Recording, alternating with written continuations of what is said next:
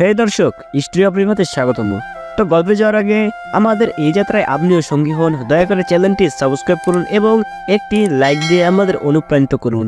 আপনার মূল্যবান মন্তব্য আমাদের গল্পগুলোকে আরও সমৃদ্ধ করতে সাহায্য করবে। তাহলে দেরি কেন, চলুন ডুবে যাই আজকের ভালোবাসার গল্পের মায়ায়। 2 দিন ধরে কিছুই পেটে পড়েনি। ক্ষুধায় কলিজা পর্যন্ত জ্বলে যাচ্ছে, কিন্তু কিছুই করার নেই। কেউ তো আর এমনি এমনি খেতে দিবে না।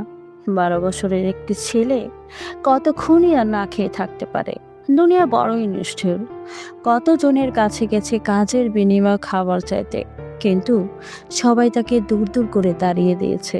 সবাই বলে কোনো কাজের লোকের দরকার নেই। পানি খেয়ে আর কতক্ষণই বা থাকা যায়। সন্ধ্যা হয়ে এসেছে, এখনো কোনো কাজ জোগাড় করতে পারেনি, তাই পেটে কিছুই পড়েনি।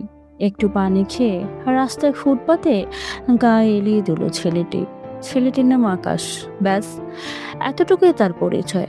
তবে ওর বাবা আছে, মা অনেক আগেই দূর আকাশে তারা হয়ে গেছে, কিন্তু আকাশকে ওর বাবা মেরে ঘর থেকে বের করে দিয়েছে। কি দোষ ছিল তার? বিনা দোষে এত কিছু সহ্য করতে হচ্ছে। সে তো কিছুই করেনি, বরং সবকিছু সৎ মা করেছে।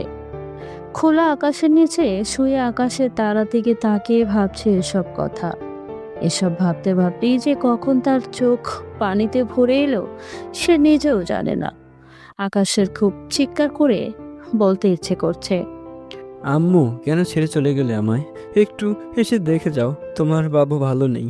আজ 3 দিন ধরে না খাওয়া, খুব ক্ষুধা লেগেছে, কিন্তু কি খাবো? খেতে দেওয়ার যে লোক নেই, আদর করে খাইয়ে দেওয়ারও লোক নেই। কেন আমাকে একা রেখে চলে গেলে? চোখের পানি চোখ থেকে গড়িয়ে রাস্তায় পড়েছে। এমন সময় একজন লোক আকাশের সামনে দিয়ে ছুরি গেল রক্তাক্ত অবস্থায়, আর তার পেছনে 2 জন পুলিশ। আকাশ ওদের দেখে অনেক অবাক হয়। ওর মনে হয় কি হচ্ছে একটু দেখা দরকার, তাই সে ছোট ছোট পায়ে এগিয়ে যায় ওদের দিকে।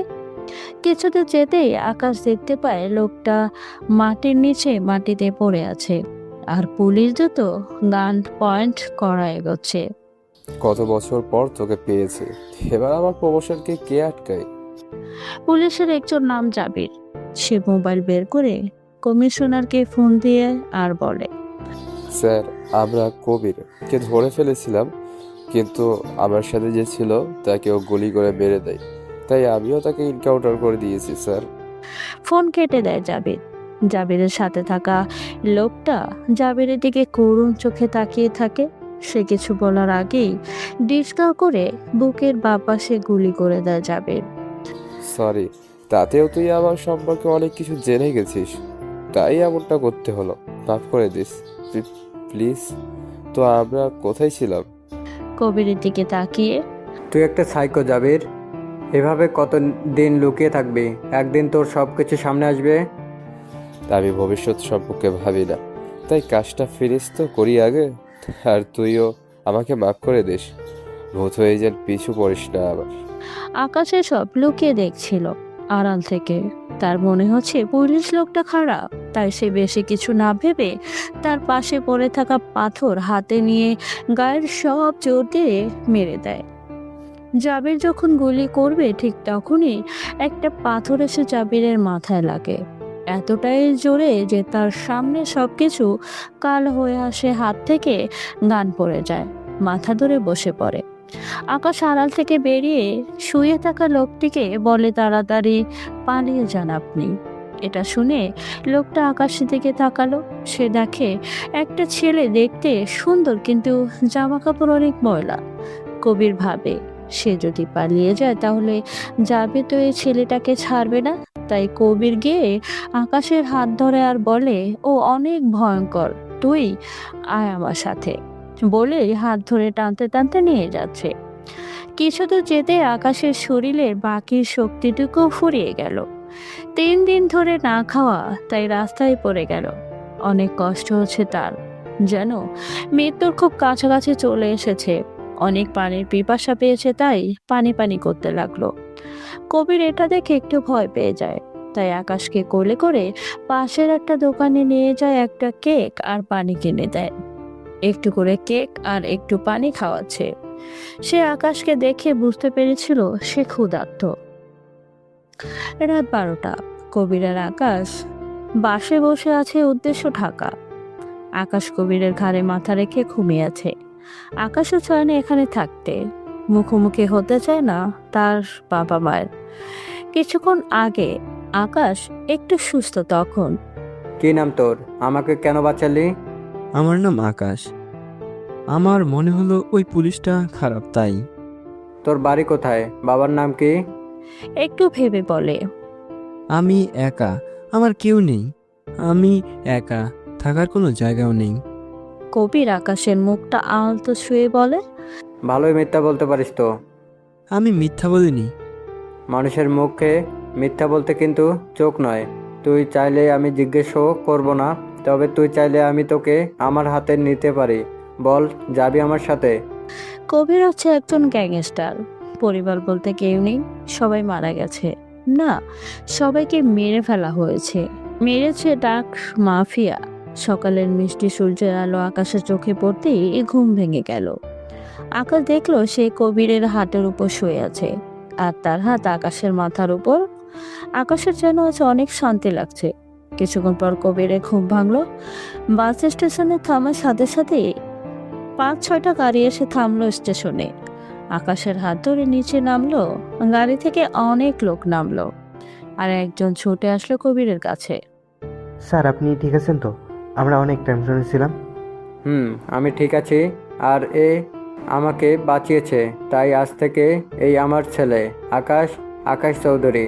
আর তোমাদের ছোট সাহেব?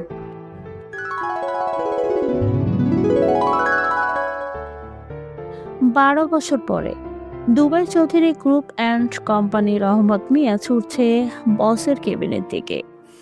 রহমত এখন আর বডিগার্ড নেই, সে এখন কোম্পানির ম্যানেজার। অনুমতি না নিয়ে দরজা খুলে রহমত বলল, অবশ্য তাকে পাওয়ার দেওয়াই হয়েছে। স্যার, ড্রাগনের লোকেরা গাড়ি আটকে দিচ্ছে। মাল সময় মতন ডেলিভারি না হলে আমাদের কোম্পানি অনেক লস হবে। কবির চৌধুরী বসে একটা ফাইল দেখছিল। রহমতের দিকে তাকিয়ে চশমা খুললো আর বলল, খোঁজ নাও, আকাশ কোথায়? রহমত আকাশের নম্বরে ফোন দিচ্ছে, কিন্তু ফোন সুইচ অফ। স্যার, আকাশবাবুর ফোন তো অফ। রহমত বাবু বলে ডাকে আকাশকে। কবির চৌধুরী একটু হাসলো। আরে রহমত, এত টেনশন নিও না, জাস্ট চিল। শুনশান রাস্তা, দুই পাশে মরুভূমির বালি চিকচিক করছে।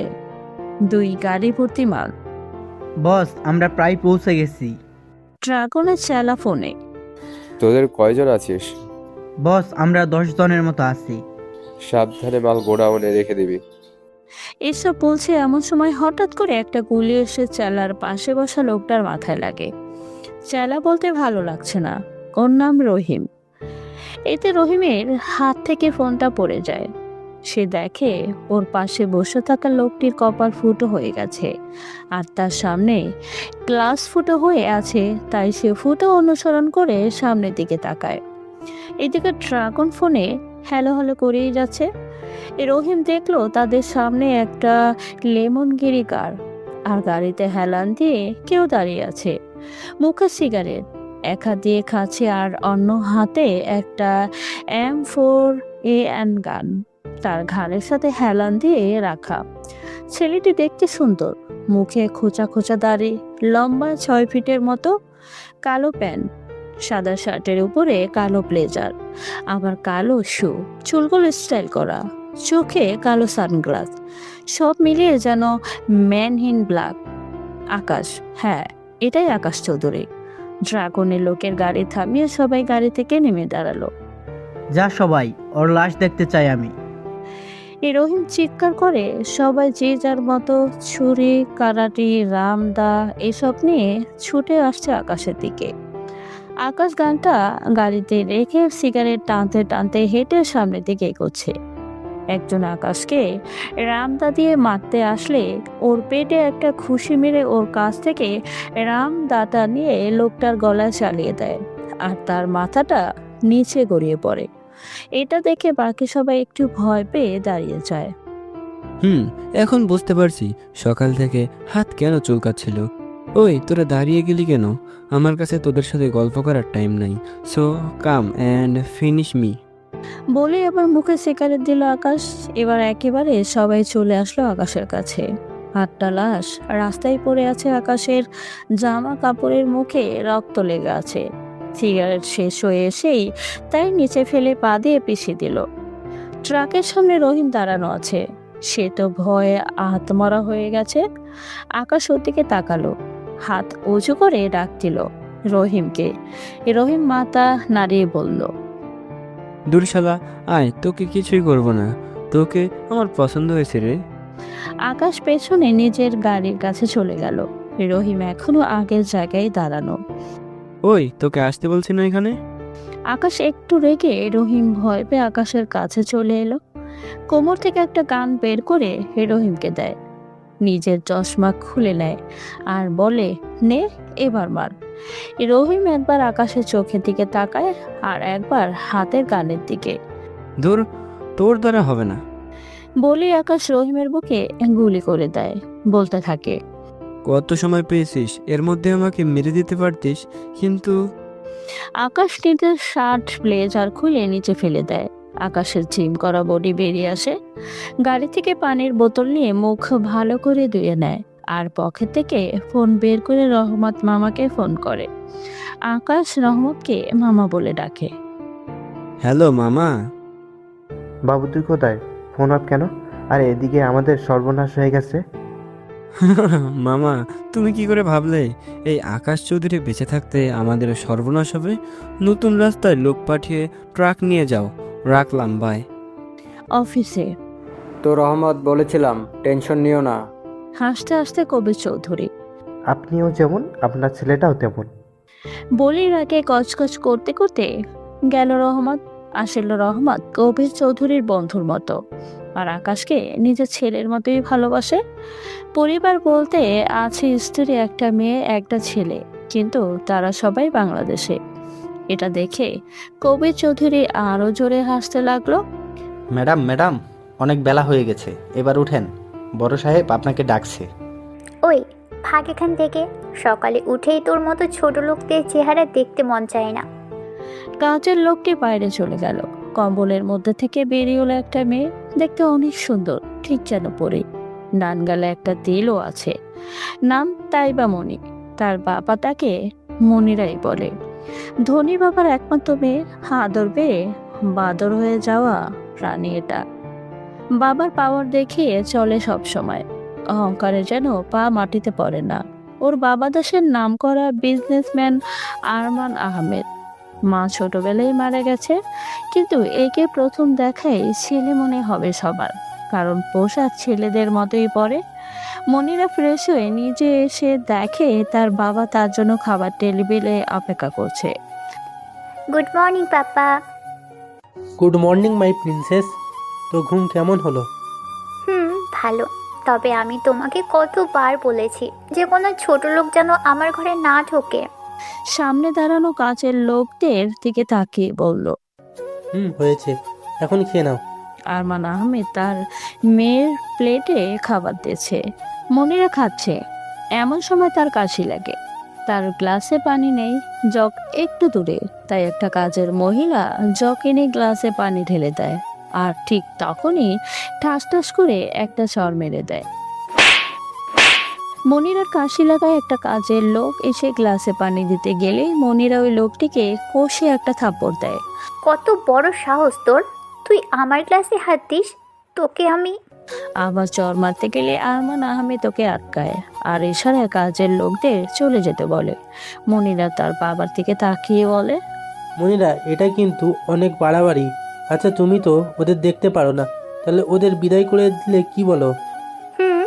তাও ওদের মুখ আমি আর দেখতেই চাই না, চত্বর সব। তাই বলে দিও। তাহলে আমাদের বাড়িতে সব কাজ তোমাকে আর আমাকে করতে হবে। রান্নাঘর পরিষ্কার করা, সব কিছু দেখাশোনা, কি বলো, করতে পারবে তো? যদি পারো তাহলে আমি বিদায় করে দিচ্ছি। মনিরা কোনো কিছু বলল না, সোজা নিজের রুমে চলে গেল। এই রুমে বসে সে ভাবছে, পাপা তো কথাগুলো ঠিকই বলেছে, কিন্তু ওদের যে সহ্য হয় না আমার।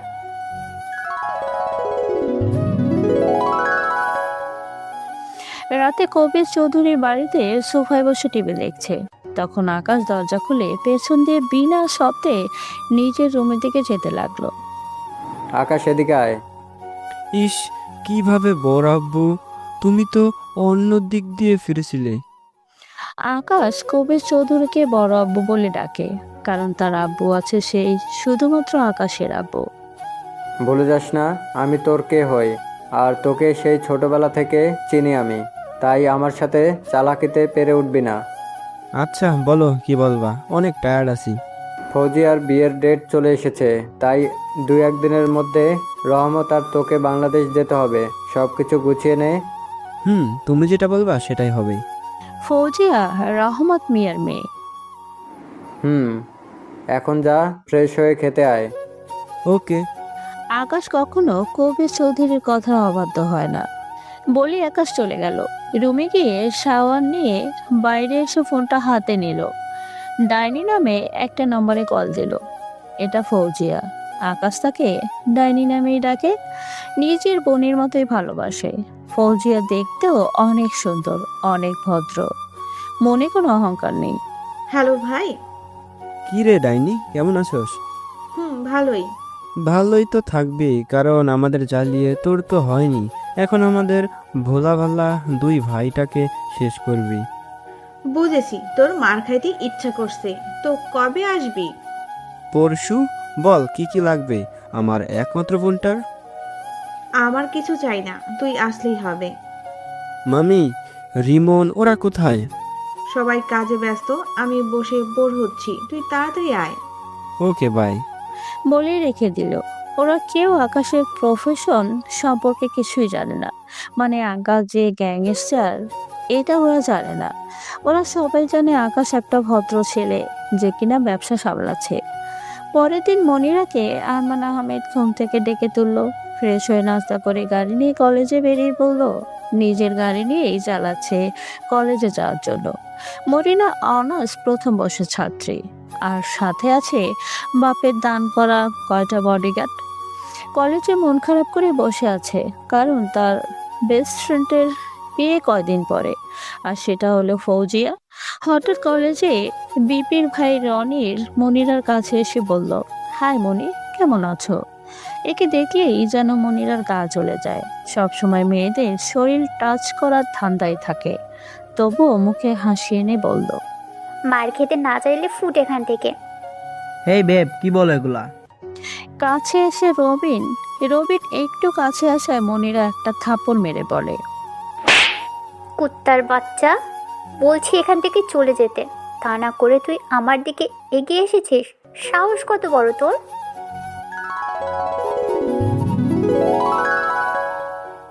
এয়ারপোর্টে কবির চৌধুরী, আকাশ আর রহমত মামা দাঁড়িয়ে আছে।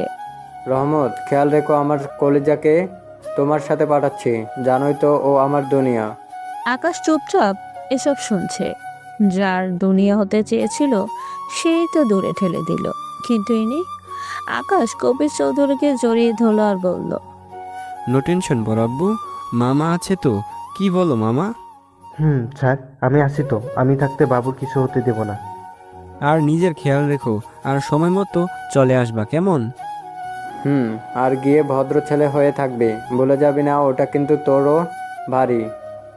বিদায় নিয়ে প্লেনে উঠে পড়ল বাংলাদেশের উদ্দেশ্যে। বাংলাদেশে আসার পরে এয়ারপোর্টে আকাশের কাছে 3টা লাগেজ, আবার একটা ব্যাগ। বাবু এত ব্যাগে কি কি রাখছস? তোমাকে কেন বলবো? মনে আছে তো তুই এখন ভদ্র ছেলে? কথা বলতে বলতে বের হচ্ছে, এমন সময় একটা ছেলে ছুটে আসলো আকাশের দিকে। আকাশ আর রহমত মিয়া কথা বলতে বের হচ্ছে, এমন সময় একটা ছেলে ছুটে আসলো আকাশের দিকে। এসে রহমত মিয়ার পায়ে হাত দিয়ে সালাম করলো। রহমত মিয়া তাকে পা থেকে তুলে ঝরিয়ে ধরলো। কেমন আছো বাবু? ভালো, তুই? আর বাকি সবাই কেমন আছে? আমরা সবাই ভালো আছি। তো চল যাওয়া যাক। কেউ একজন তো আমাকে ভুলেই গেছে। আকাশ একটু জোরেই বলল। রিমন আকাশের দিকে তাকিয়ে বলল, আপনি কে? আপনাকে তো ঠিক চিনলাম না। রিমন ভাবুক হয়ে বলল, মামা আমি গেলাম, আমি আর যাব না। আকাশ মন খারাপের অ্যাক্টিং করে বলল, আরে আরে, তুই চলে গেলে আমার মাথায় একটা চুলও রাখবে না ওই ডাইনি। তাই তোকে আমার চুলের কসম, তুই যাস না, ফিরে আয়। আরে কি বলে না গানে, যে ওনার সাথী ও। আর আমি, তুই শুধরাবি না তাই না? আকাশ রিমনকে জড়িয়ে ধরে। আকাশ আর রিমন ছোটবেলা থেকে অনেক ভালো বন্ধু। রাত 11টা। রহমত মামার বাড়িটা অনেক বড় আছে আর বিয়ে বলে সাজানো দেখতে অনেক সুন্দর লাগছে। রিমন দরজার কলিং বেল দিচ্ছে। রিমনের আম্মু নুসরাত বেগম দরজা খুলে রহমত মামাকে জড়িয়ে ধরে কান্না শুরু করে দিল। আরো অনেক কিছু বলল। মামির সাথে কথা বলে নিল। আমরা আসার সময় খেয়ে এসেছিলাম, তাই না খেয়ে রুমে চলে গেলাম। হ্যাঁ, এ বাড়িতে আমার জন্য আলাদা রুম আছে। ফ্রেশ হয়ে ঘুম। সকালে আকাশ, এই আকাশ, অনেক বেলা হয়েছে, ওঠ, কত কাজ পড়ে আছে, বিয়ে বাড়ি বলে কথা। বলি মামি চলে গেল। ভাই, আমার জন্য কি এনেছিস? আমি আরো মোড়া করে উঠতেই ডাইনিটা লাফাইতে লাফাইতে আমার রুমে প্রবেশ করলো, এসেই আমার বিছানায় বসে পড়লো। কিছু না, তুই তো বলেছিলি তোর কিছু চাই না। ও, মন খারাপ করে। নতুন বউটার মন খারাপ হয়ে গেল বুঝি? ওখানে লাল লাগেজটা তোর জন্য, যা দেখ কিছু পছন্দ হয় কিনা। আকাশ 3টা লাগেজ নিয়ে এসেছিল। লালটা ফৌজিয়ার, কালোটা বাড়ির সবার জন্য আর সাদাটা নিজের বাবার জন্য, যে কিনা আকাশকে বাড়ি থেকে বের করে দিয়েছিল। আকাশের বাংলাদেশের আসার 2টাই উদ্দেশ্য: 1 ফৌজিয়ার বিয়ে, 2 বাবাকে এক পলক দেখা। তুই বাংলাদেশে আসার অপেক্ষায় ছিলাম এতদিন কবির চৌধুরী। তোর জন্য আমি আমার চাকরি হারিয়েছিলাম, জেলে যেতে হয়েছে তোর জন্য। তোকে আমি বাঁচতে দিব না। দেবিলের মতো হেসে হাতের মধ্যে পিস্তল ঘুরিয়ে বলল জাবির। খবর নে কবির চৌধুরীর সম্পর্কে। জাবির তার একটা কর্মীকে বলল।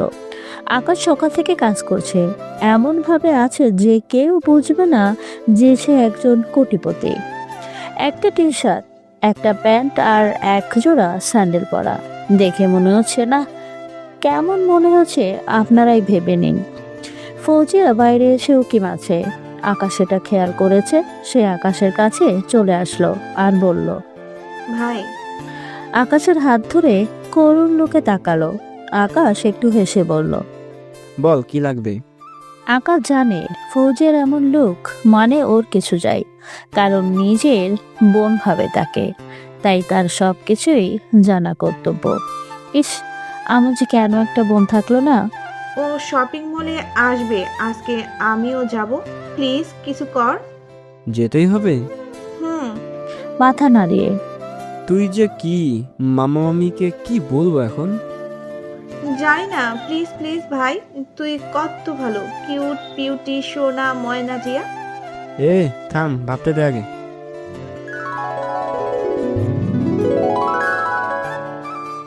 যাক বাবা, কত কষ্ট করে বের হতে পারলাম। এখান থেকে ডান দিকে যা। আকাশ গাড়ি ড্রাইভ করছে। মল তো ওইদিকে না, তাহলে ওইদিকে কেন যাব? আর আমাকে চেঞ্জ করারও টাইম দেশ নাই, কেমন বাজে দেখাচ্ছে। ওরে আমার হনুমান ভাই, যেই না চেহারা তাতে আবার বাজে। বেশি কথা না বলে ওদিকে চল। মনিরা তাদের বাড়ির সামনে সেজে গুজে দাঁড়িয়ে আছে, ফৌজে ওকে নিতে আসবে বলে। কালো গাউনের সাথে হালকা মেকআপ, জাস্ট ওয়াও। আজ যেন সে পরীদের সাথে কম্পিটিশন করে তাদের হারিয়ে দিতে পারবে। আকাশ গাড়ি চালাচ্ছে, হঠাৎ তার চোখ গেল একটা গেটের সামনে দাঁড়িয়ে থাকা পরীর দিকে, তকু মেয়ের দিকে। ওকে দেখে যেন আকাশের পুরো দুনিয়া থমকে গেল। স্লো মৌসুমে মেয়েটির চুল উড়ে মুখে চলে এলো। মেয়েটির কানের পেছনে চুল গোজাটা জাস্ট ক্রাশ। আকাশের হৃদয় স্পন্দন এতটা বেড়ে গেছে যেন ভিতরে কেউ ঢোল পিটেছে। হঠাৎ আকাশ মেয়েটির দিক থেকে চোখ ফিরিয়ে নেয়, নিজে নিজেকেই বলতে থাকে, কন্ট্রোল আকাশ, কন্ট্রোল। এসবে মোহিত হলে চলবে না, তোকে যে তোর বড় আব্বুর কথা শুনতে হবে। বলে আবার মেয়েটার দিকে তাকালো। যাই হোক, মেয়েটা অনেক সুন্দর। মেয়েটি পাশে আসায় ভাই এখানে দাঁড়াও। মেয়েটাকে বলল। মনিরা একবার আকাশের দিকে তাকালো ভালো করে। তোকে আমি কতবার বলবো যে এসব ছোট লোক চাকর বাকর দিয়ে আমার সাথে দেখা করতে আসবি না? মনি, কি বলছিস এসব? আকাশ এত সময় মেয়েটির সম্পর্কে যা ভেবেছিল আতব মুহূর্তেই সব পানিতে ধুয়ে গেল। এখন আকাশের চোখে মেয়েটির সৌন্দর্যই নয় বরং অহংকারী। তোকে আমি বারবার বলেছি ড্রাইভার না নিয়ে আসতে, এনেছিস ভালো কথা। ওর কাপড় চোপড় দেখেছিস, কতদিন পরিষ্কার করে না, মনে হচ্ছে কোনো এক ফকির। মনিরা গাড়িতে না উঠে গাড়ির বাইরে দাঁড়িয়ে কথাগুলো বলছে। আকাশের হাসি পেল কথাগুলো শুনে, আবার রাগও হচ্ছে। মনি, তুই কিন্তু বেশি বলছিস। ও আমার ভাই আকাশ, তোকে বলেছিলাম 2 বার বিজনেসম্যান। আর রইলো কাপড়, ও কাজ করছিল, আমি ওকে ধরে নিয়ে এসেছি। ফৌজিয়া কড়া গলায় বলল। এগুলো এবার মনিরা আকাশের দিকে তাকিয়ে সে এক নজরে সামনের দিকে তাকিয়ে আছে।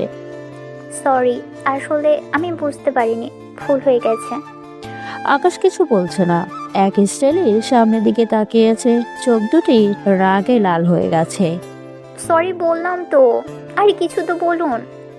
আকাশ এবার মনিরার দিকে ফিরল, চোখে রাগ স্পষ্ট, কিন্তু মুখে হাসি এনে বলল, সরি ম্যাডাম জি, আমি অহংকারীদের সাথে কথা বলি না। আকাশ, ফৌজিয়া আর মনিরা তিনজনই মলে পৌঁছে গেল। পথে মনিরা অনেকবার আকাশের দিকে তাকালেও আকাশ একবারও তার দিকে ফিরে তাকায়নি, কারণ আকাশ অহংকারীদের সহ্য করতে পারে না। তোরা যা, আমি আসছি। না, তা হবে না, চল আমার সাথে। বলে হাত ধরে টেনে নিয়ে গেল ফৌজিয়া। মনিরার এখন অনেক রাগ হচ্ছে যে আকাশ তার দিকে একবারও তাকাচ্ছে না। ভাব নিচ্ছে, তার ভাব দেখার টাইম এই মনিরার নেই। কিছু দূর যেতেই অভ্র চলে আসলো। আকাশ তাকে আগে থেকেই চিনে। আসলে ফৌজিয়ার বিয়ে যখন ঠিক করা হচ্ছিল তখন আকাশ বাংলাদেশেই ছিল, আর আকাশ ফৌজিয়ার ছোট। দুলা ভাই কেমন আছেন? আলহামদুলিল্লাহ, ভালো। তুমি? আছি ভালোই। অভ্র ভার্সিটির প্রফেসর। তো তোমার এই অবস্থা কেন? জামা কাপড়ের দিকে তাকিয়ে আকাশ রাগে চোখে ফৌজিয়ার দিকে তাকিয়ে বলল, সব দোষ এই ডাইনিটার, ওর নাকি আর বলতে পারলো না। ফৌজি আকাশের মুখে হাত দিয়ে চেপে ধরেছে। আরে আরে কি করছো? ওকে বলতে দাও। এত কিছু শুনতে হবে না, চল যেটা করতে এসেছি সেটা করি। কড়া গলায় বলল ফৌজিয়া। ওরা 3 জন সামনে, আমি একটু পেছনে। দুলা ভাই এখন থেকে তাই এই শাসন অন্য দিনগুলো তো বাদই দিলাম। ভেবে নিন ডাইনিটাকে কি রাখবেন নাকি নিজে ডাইনির জামাই হয়ে যাবেন। তবে রে হারামি, তুই দাঁড়া। বলে আকাশের দিকে ছুটে আসতে লাগলো ফৌজিয়া। অভ্র ফৌজিয়ার হাত ধরে বলল, আমি তোমাদের ডাইনিটাকে নিজের কাছে রাখতে চাই, অনেক আপন করে। একে অন্য চোখের দিকে তাকিয়ে আছে। আকাশ আস্তে করে ওদের কাছে চলে গেল আর বলল, ও মা গো, ট্রু লাভ। আকাশ আর অভ্র একটু দূরে বসে আছে, আর ফৌজিয়ার মনিরা কেনাকাটা করছে। বুঝি না বাপু, মেয়েদের এত কেনাকাটা লাগে কেন? আচ্ছা, তুই তো বলেছিলি ওটা তোর ভাই, কিন্তু কেমন ভাই? ফৌজিয়া হালকা হাসি উত্তর দিল, আমার ভাই মানে আমার ভাই। দূর হ, তোর সাথে কথা বলাই বেকার। আচ্ছা, এগুলো কার জন্য কিনছিস?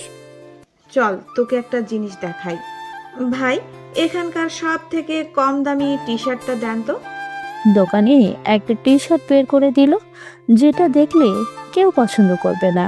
ফৌজিয়া সেটা হাতে নিয়ে বলল, আয়, তুই জানতে চাইছস না কেমন ভাই? ওরা আকাশের সামনে চলে গেল। ফৌজিয়া টি শার্টটা আকাশের সামনে ধরে বলল, ভাই এটা কেমন? আকাশ টি শার্টের দিকে না তাকিয়ে ফৌজিয়ার দিকে তাকিয়ে আর বলল, এটা তো পছন্দ হয়েছে। ফৌজিয়া মাথা নাড়ালো। তাহলে অনেক সুন্দর। আকাশ মুখে হাসি এনে বলল, যা এটা ট্রাই করে আমাকে দেখা। আচ্ছা ওয়েট করো।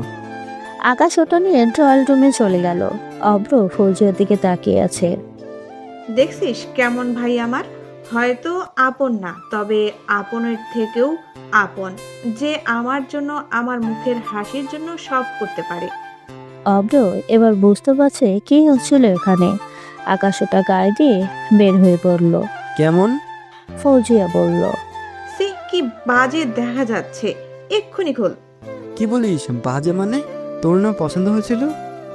আকাশ ফৌজিয়াকে বকছে, আর ফৌজিয়া আকাশের বকা দেখে আসছে। মনিরাও আকাশের দিকে এক নজরে তাকিয়ে আছে, বিশেষ করে আকাশের চোখের দিকে, যেন তার চোখ কিছু বলছে। এই প্রথম সে কোনো ছেলেকে এত ভালো করে দেখছে। মনিরার লাইফে ছেলে বলতে তার বাবাই। আকাশের নাক ছিটকিয়ে কথা বলা দেখে মনিরা নিজের অজান্তেই হু হু করে হেসে উঠল। মনিরার হাসির শব্দ শুনে আকাশের বলতি বন্ধ হয়ে গেল। আকাশ এক পলক মনিরার দিকে তাকিয়ে চোখ নিচু করে নিল, মনে মনে বলতে লাগলো, না না, আর তাকাবি না, না তাকাস না। বেহায়া চোখ তার কথা কানে তোলেনি। আকাশ মনিরার সেই মুক্ত যারা হাসি দেখছে। এটা কি হলো? আকাশ আশেপাশে তাকাচ্ছে, সবকিছু থমকে গেছে, শুধু মনিরা বাদে। সে হাসতেই আছে। আকাশ ফৌজিয়া বাড়িতে ফিরে এলো, মনিরাও আছে সাথে, কিন্তু এসে যা দেখে সেটা দেখে মাথায় রক্ত উঠে যায়। রহমত মামা বাড়িটা অনেক বড়, বাড়ির সামনে অনেক জায়গা, সামনে গেট। আকাশের গেট দিয়ে ঢোকার সময় আশেপাশে তাকিয়ে দেখে সবকিছু লন্ডভন্ড হয়ে পড়ে আছে। আকাশ তাড়াতাড়ি গাড়ি থেকে নেমে বাড়ির ভিতরে ছুটে গেল। ফৌজিয়া আর মনিরা সাথে আছে। পরে যেটা দেখলো সেটা আকাশ আশা করেনি। সবাই এক জায়গায় গোল হয়ে দাঁড়িয়ে আছে, বাড়ির মধ্যে সবকিছু ভাঙাচোরা, আর মামি অজ্ঞান হয়ে আছে। মামা চুলগুলো এলোমেলো করা, রিমনের গাল দিয়ে রক্ত বেরোচ্ছে। আমি ওদের মাঝে চলে গেলাম। রিমন, কি হয়েছে? কে করেছে এসব? কড়া গলায় চোখ দিয়ে যেন আগুন বের হচ্ছে আকাশের। আকাশের এমন অবস্থা, রহমত মামা আকাশের কাছে চলে আসে। বাবু তুই কখন এলি? এখানে তো কিছু হয়নি না? মামার চোখে স্পষ্ট পানি দেখা যাচ্ছে, চিৎকার করে। রিমন বল, কি হয়েছে? কে করেছে এসব? কিরে শত্রু, কি কেলানিটাই না দেবে, ভাবতেই নাচতে ইচ্ছে করছে। ও ফৌজিয়াকে পছন্দ করত, আর আজকে ওকে তুলে নিয়ে যেতে এসেছিল। ওই করেছে এসব। মাকে চর মেরেছে, ফলে সে অজ্ঞান হয়ে গেছে। আমাকে মারছিল, তখন বাবা ঠেকাতে আসলে বাবাকে ফেলে দেয়। চল আমার সাথে। বলে রিমনের হাত ধরে টেনে নিয়ে যেতে লাগলো। মামা বলে, আকাশ তুই কিন্তু তোর বাবাকে কথা দিয়েছিস, সেটা ভুলে যাস না। কথা দিয়েছি ভদ্র থাকার, তাই বলে আমার মাকে যে মারবে, যে আমার বাবার সম্মান, মামাকে ধাক্কা দিয়ে ফেলে দেবে, আর আমার ভাইকে মেরে রক্তাক্ত করবে, আর আমি কি সেটা দেখে যাব? কিছু করব না, এমনটা আমি পারবো না। আর এমন শিক্ষা তো তোমরা তো আমাকে দাওনি। বলে রিমনের হাত ধরে বেরিয়ে গেল। রহমত মিয়া আকাশকে ভালো করেই চিনে, কি ঘটতে চলেছে সেটা আগে থেকেই বুঝতে পারছে। না, আমাকে বড় সাহেবকে জানাতে হবে, এক্ষুনি জানাতে হবে। বলেই ফোন বের করে দুবাইতে কল দিল সে। কবির চৌধুরী বসে বসে চা খাচ্ছে আর টিভিতে খবর দেখছে। এমন সময় তার কল এলো। বলো রহমত। স্যার, বাবু কিন্তু এখানে কোনো এক অঘটন ঘটাতে চলেছে। বলেই একটু আগে ঘটে যাওয়া সবকিছু খুলে বলল। আমার ছেলে কোনোদিন ভুল সিদ্ধান্ত নিতে পারে না, ওদের সাথে এমনটা হওয়া উচিত। আকাশের জায়গায় আমি হলে একই কাজ করতাম। রহমত কিছু বলছে না, কি বলবে, বলার কিছুই নেই। এটা নিয়ে বিয়েতে কোনো সমস্যা হবে না, আমি কথা দিলাম। বাই। বলেই কল কেটে দিল। মনিরা কিছুই বুঝতে পারছে না কি হচ্ছে এখানে, তবে তাকে বেশ ভাবাচ্ছে আকাশের কর্মকাণ্ডগুলো। রহমত মিয়া মাথায় হাত দিয়ে মাটিতে বসে পড়ল। বাবাকে এমনভাবে বসতে দেখে ফৌজিয়া দৌড়ে বাবার কাছে চলে গেল। ভাইয়ের জন্য চিন্তা হচ্ছে বুঝি, দেখো ওদের কিছু হবে না। রহমত মিয়া ফৌজিয়ার মাথায় হাত বুলিয়ে বলল, চিন্তা তো হচ্ছে, কিন্তু আকাশের জন্য নয়, ওই বকাটেদের জন্য। না জানি তাদের আজ কি হয়। রিমন আকাশকে নিয়ে সাব্বিরদের আড্ডাখানায় আসলো। সাব্বিরের সাথে আরো 10 জনের মতো লোক আছে। এটা দেখে রিমন বলল, আকাশ, কি দরকার এসব ঝামেলার? আমরা পুলিশের সাহায্য নেব। আরে বেটা, তুই শুধু ভাব ওরা তোর মা বাবার সাথে কি করেছে, তারপর বল এদের কি ছেড়ে দেওয়া যায়? না, এদের তো কঠিন শাস্তি হওয়া উচিত, আর সেটা এখন আমি এদের দেব। এর আগে কচকচ করতে করতে রিমন বলল। রিমন রাগ নিয়ে সাব্বিরদের সামনে চলে গেল। আকাশ পেছনে আছে একটু দূরে। রিমনকে দেখে সাব্বির বলল, আরে শালাবাবু যে কি করে আসলে এখানে? একটু আগে খাবারগুলো খেয়ে কি পেট ভরেনি যে আবার খেতে চলে এলে? বসা থেকে উঠে রিমনের কাছে চলে গেল, রাগে বলল, প্রতিশোধ নিতে, তোকে মেরে প্রতিশোধ নিতে এসেছি। ওলে আমার শালাবাবুর রাগ! ওই তোরা কি দেখেছিস? তা শালাবাবু মারবা বুঝি? আচ্ছা নাও মারো, নাও মারো। নিজের গাল পেতে দিয়ে রিমন চোখ বন্ধ করে দিল। একটা চর কিন্তু তার হাত কিছুতেই টস করেনি, তবুও দুম করে শব্দ হলো। তাই সে চোখ খুলে দেখে সাব্বির নিচে পড়ে গেছে, গাল কেটে রক্ত বের হচ্ছে। আরে ভাই, এক চরেই কাত করে দিলি। আকাশ রিমনের হাত ধরে হঠাৎ করে একজন হাতে লাঠি নিয়ে আকাশের দিকে ছুটে আসতে লাগলো। রিমন এটা দেখে চোখ বন্ধ করে নেয়, আর আকাশ ওই লোকটার বুকে লাথি মেরে দেয়। আকাশ ওদের যেমনভাবে মাছে যেন আকাশ কোনো ক্ষুধার্ত বাঘ, আর বাকি সবাই তারই শিকার। রিমন এটা দেখে আকাশ থেকে পড়লো, একে একে সবাইকে মারলো সে, তবে জানে মারেনি, হাত পা ভেঙে দিয়েছে। সাব্বির এক কোনায় গুটি মেরে পড়ে রইল। দেখ, তুই এটা ঠিক করলি না, আমাদের গায়ে হাত দিছস। সাব্বির আঙ্গুল নাচিয়ে বলছে। আকাশের রাগ মাথায় আবারও আঙ্গুল নাড়াচ্ছে। আকাশ এবার নিজের মাথা চুলকিয়ে বলল, হাত না, তোর এমন কিছু করব যাতে তোর হাতের কথা সব সময় মনে পড়ে। বলেই আকাশ সাব্বিরের বাম হাত ধরে আর সব কয়টা আঙ্গুল ভেঙে দেয়। এবার নে, হাতের কথা খুব মনে পড়বে। সাব্বির যন্ত্রণা ছটপট করছে, বাম হাতে 4টা আঙ্গুল ভাঙা। রিমন আর আকাশ বাইরে এসে গাড়িতে উঠল। আচ্ছা, এটা কি ঠিক হলো? মানে তুই যেটা করলি? দেখ, যেটা তোর করার কথা সেটা আমাকে করতে হলো, তাই কোনো কথা বলবি না, চুপ। আর বাড়িতে এসব কিছু বলার দরকার নেই, কেমন? কিন্তু ওদের কি হবে?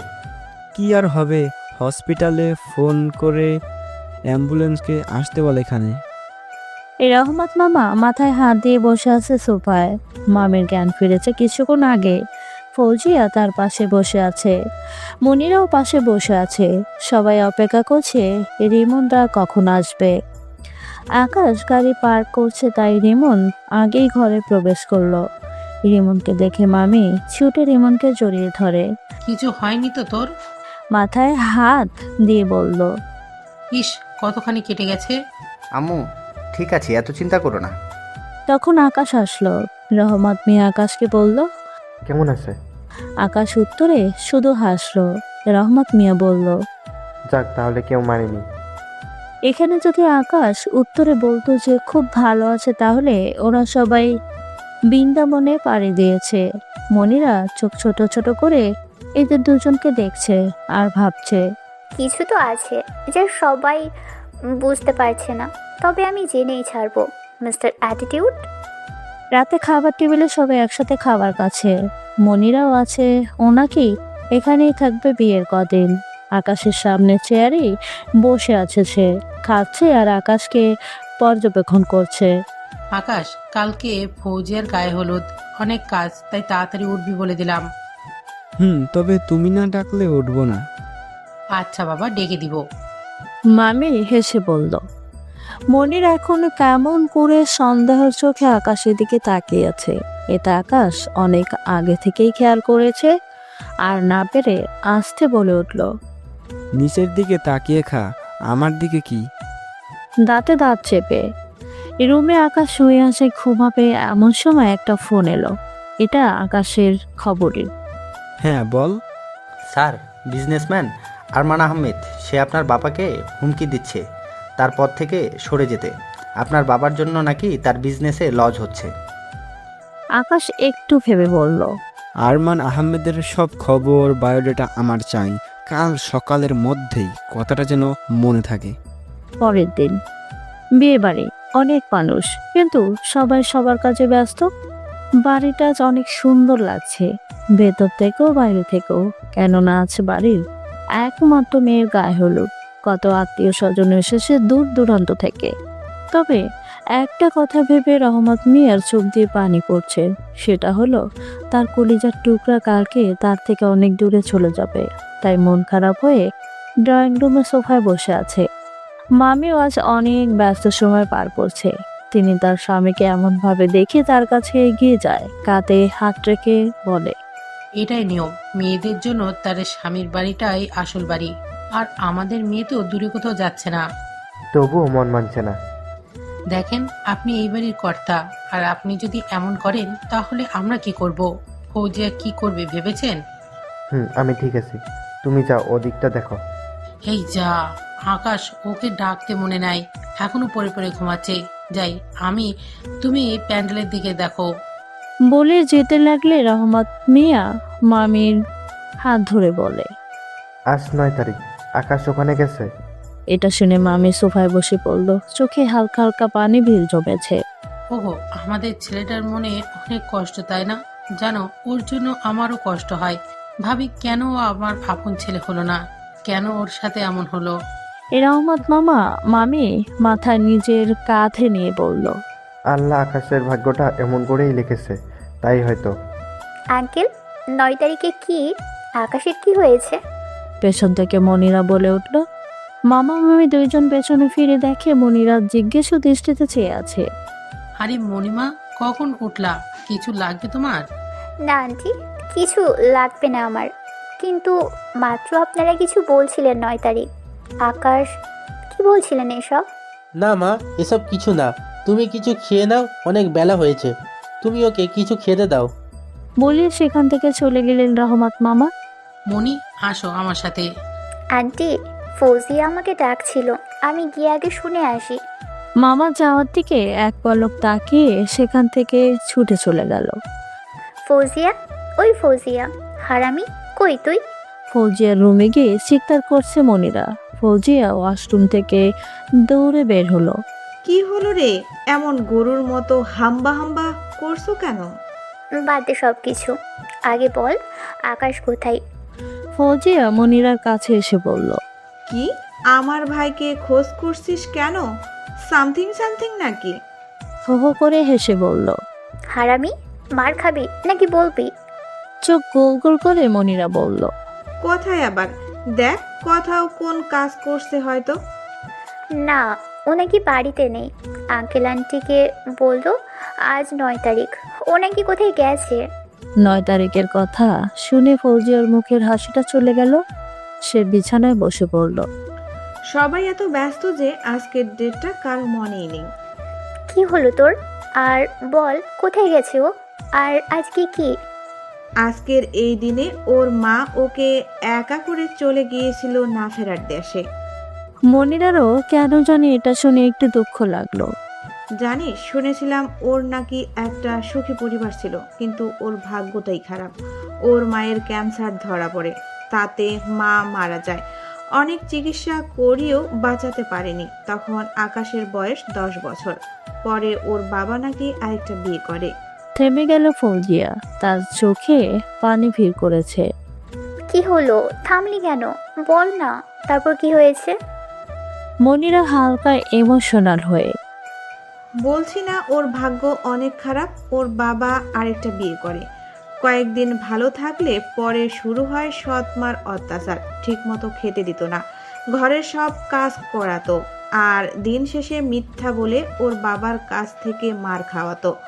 2 বছর এই অসহ্য যন্ত্রণা সহ্য করেছে আকাশ। হঠাৎ একদিন আকাশ দেখে তার সৎ মা তার ভাইকে অনেক টাকা দিচ্ছে, আর আকাশের সৎ মা ও আকাশকে দেখে ফেলে।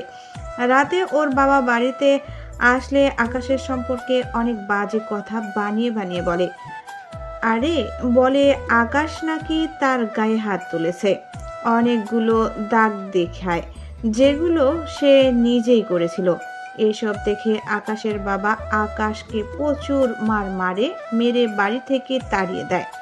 ফৌজিয়া মনিরার দিকে তাকিয়ে দেখে মনিরার চোখে পানি। ফৌজিয়া নিজের চোখের পানি মুছে বলল, বাহ, তোর চোখে পানি, এটা তো অবিশ্বাস্য।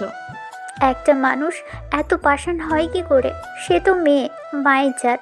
তাহলে একটা ছোট্ট বাচ্চার সাথে এমনটা কি করে করতে পারলো? তুই এটা বলছিস? আগে নিজেকে শুধরা, পরে অন্যকে বলিস। তুইও তো কম অত্যাচার করিস না, গরিবদের মানুষ বলে মনে করিস না। যাই হোক, সেটা তোর ব্যাপার, কিন্তু মনিরা ফৌজিয়ার দিকে এক নজরে তাকিয়ে রয়েছে। তোকে যে আমি আকাশের হিস্ট্রি বললাম এটা যেন আকাশ না জানে প্লিজ। মনিরা মাথা নাড়িয়ে বসা থেকে উঠে চলে যেতে লাগলো। দরজার কাছে গিয়ে মনিরা পেছনে ফিরে বলে, ফৌজিয়া, ফৌজিয়া মনিরার দিকে তাকিয়ে, আমি অনেক খারাপ তাই না রে? মনিরার চোখে স্পষ্ট পানি দেখা যাচ্ছে। ফৌজিয়া মুচকি এসে বলল, এটা তুই নিজেকেই জিজ্ঞাসা কর।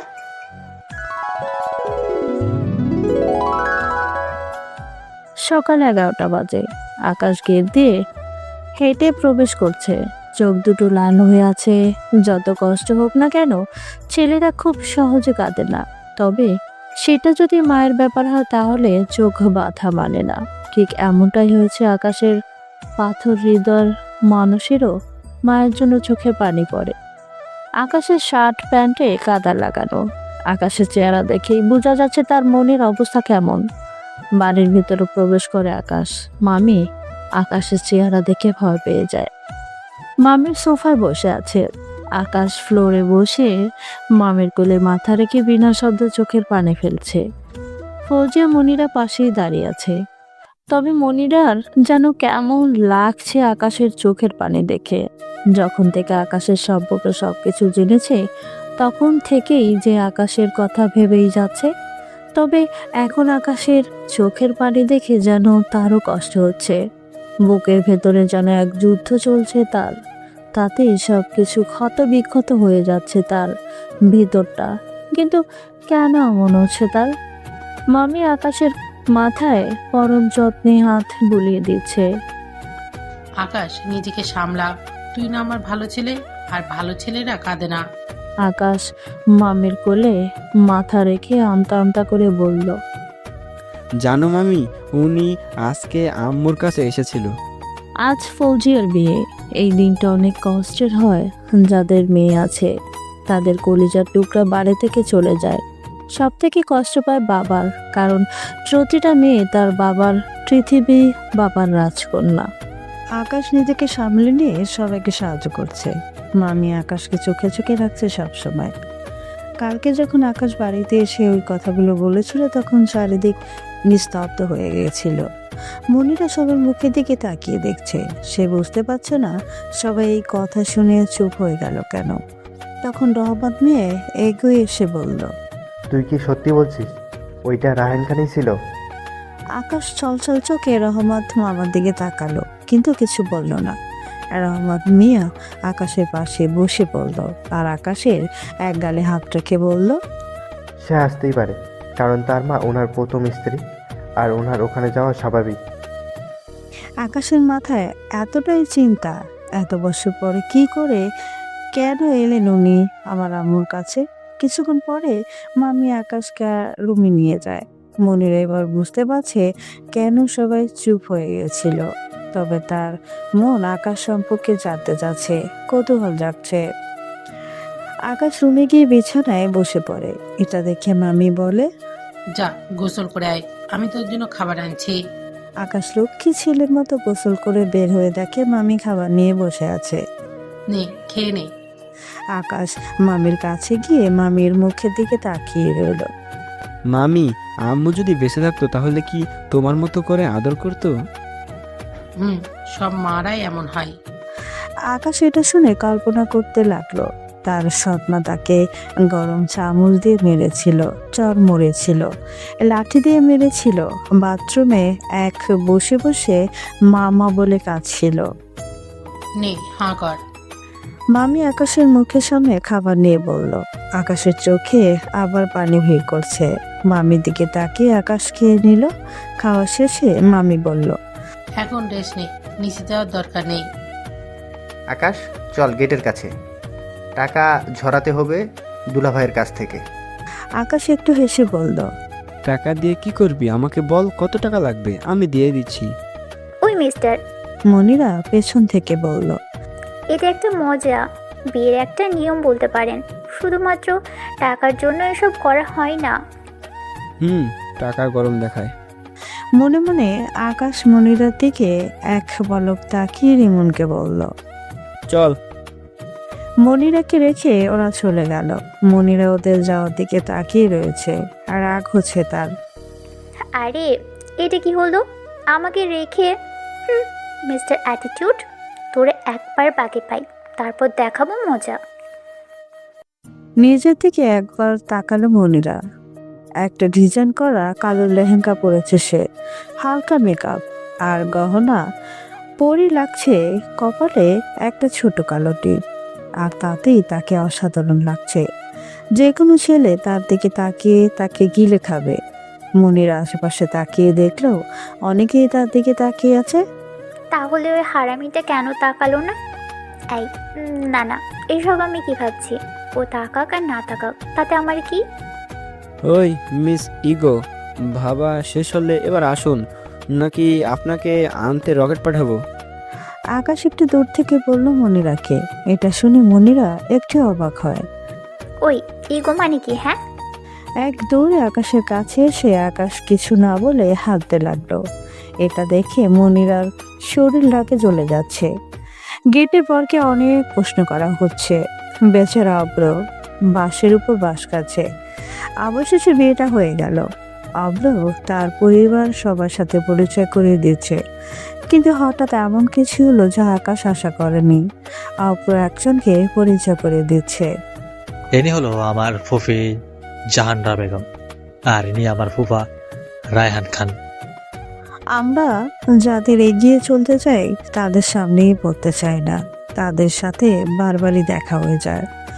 উপস্থিত সবাই খুশি হলেও আকাশ মুখের হাসিটা ধরে রাখতে পারছে না, কারণ অব্র যাদের সবার সাথে পরিচয় করিয়ে দিচ্ছে তারা হলো আকাশের বাবা ও সৎ মা। আকাশ ওদের দেখেই বুকের ভিতরে কেমন জানি করে উঠল। চোখের সামনে ভাসতে লাগলো সেই অত্যাচারের কথা, গুলি, যেগুলো ওরা আকাশের সাথে করেছিল। আর আকাশ সহ্য করতে পারলো না, সে তাড়াতাড়ি সেখান থেকে চলে যেতে লাগলো। আকাশ তাড়াহুড়ো করে যাওয়ার সময় মনিরার গায়ে হালকা টাচ লাগে, তাই সে আকাশের দিকে তাকিয়ে দেখে সে মুখে হাত দিয়ে তাড়াতাড়ি কোথাও যাচ্ছে। তাই মনিরাও আকাশের পিছনে যেতে লাগে। কিন্তু আকাশের ভাগ্য খারাপ, শেষ রক্ষা আকাশের হলো না। দরজার কাছে যেতেই আকাশ দেখে কবির চৌধুরী বডিগার্ডদের বাইরে দাঁড় করিয়ে ভিতরে আসছে। তাকে দেখে আকাশ পিছনে ফিরে তাড়াতাড়ি করে চোখ মুছে নেয়। মোছা শেষে মাথা উঁচু করে দেখে মনিরা তার দিকে তাকিয়েছে। সে আকাশকে চোখ মুছতে দেখে ফেলেছে। আকাশ তেমন গুরুত্ব দিল না, দৌড়ে কবির চৌধুরীকে জড়িয়ে ধরলো। এদিকে মনিরা ভাবছে, এখন কেন আকাশের চোখে পানি এলো? কি এমন হয়েছে? কুছ তো গড়বড় হ্যাঁ। মাই বয়, কেমন আছো?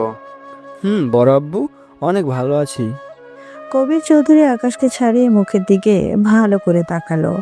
তোকে কতবার বলবো আমাকে মিথ্যা বলবে না, এখন বল কি হয়েছে? আকাশের চোখের দিকে তাকিয়ে আকাশ কিছু সময় চুপ থেকে বলল, মিস্টার রায়হান খান ও তার স্ত্রী এখানে? মুখ গোমরা করে বলল। কবির চৌধুরী একটু হেসে বলল, তো কি হয়েছে? তুই এখন আমার ছেলে আকাশ চৌধুরী, ওদের কিছু না। দরজার কাছে কবির চৌধুরীকে দেখে রহমত মিয়া, রিমন, মামি সবাই চলে এলো। স্যার আপনি আসতে সমস্যা হয়নি তো কোনো? আরে রহমত, এটা আমার নিজেরও বাড়ি, তো টেনশন নিও না, আর আমার কোনো সমস্যা হয়নি। তখন রহমত মিয়া একটু জোর করেই বলল। অ্যাটেনশন প্লিজ, ইনি হলেন। কবির চৌধুরী রহমত মিয়াকে আটকে দিয়ে বলল, আরে আরে কি করছো? এটা আমারও বাড়ি, এমনভাবে ইন্ডাকশন দেওয়ার কোনো দরকার নেই। সো আমি হলাম কবির চৌধুরী, রহমতের ভাইয়ের মতোই বলতে পারেন বন্ধু, কিন্তু ও আমাকে বন্ধু মানে না, সবসময় সিরিয়াস মুডে থাকে। এটা করতে হবে, ওটা করতে হবে। রহমত মিয়ার মতো অ্যাক্টিং করে দেখালো। উপস্থিত সবাই হেসে উঠল। রায়হান খানও তার স্ত্রী অব্রয়ের সাথে কথা বলছে। আমি একটা ছোট বিজনেসম্যান, আর এ হলো আমার একমাত্র ছেলে আকাশ চৌধুরী। কবির আকাশের কাঁধে হাত রেখে আকাশ নিচের দিকে তাকিয়ে আছে। রায়হান খান আকাশের নাম শুনে চারপাশে তাকাতে লাগলো। সে দেখতে পেল তার একমাত্র ছেলে তার সামনে দাঁড়িয়ে আছে। হ্যাঁ, আকাশ তার একমাত্র ছেলে, পরে ওদের কোনো সন্তান হয়নি। রায়হান খানের হাত থেকে জুসের গ্লাসটা নিচে পড়ে ভেঙে গেল। এই শব্দে সবাই রায়হান খানের দিকে তাকালো। রায়হান খান আকাশের সামনে এসে দাঁড়ালো। তার চিনতে অসুবিধা হচ্ছে না, কারণ আকাশ ছোটকালে যেমনটাই ছিল ঠিক তেমনটাই আছে, শুধু শরীরে বড় হয়েছে। রায়হান খানের চোখে পানি। আকাশ, বাবা তুই কোথায় ছিলি? কত জায়গায় না তোকে খোঁজ করেছি, কোথাও পাইনি। তুই তো দেখছি অনেক বড় হয়ে গেছিস। বাবা, আমাকে মাফ করে দে, ফিরে আয় আমার কাছে, তোর বাবার কাছে। আকাশের দুই গাল ধরে আকাশ রায়হান খানের দুই হাত সরিয়ে এক বুক কষ্ট নিয়ে বলল, কে আপনি? আমার বাবা তো ইনি কবির চৌধুরী।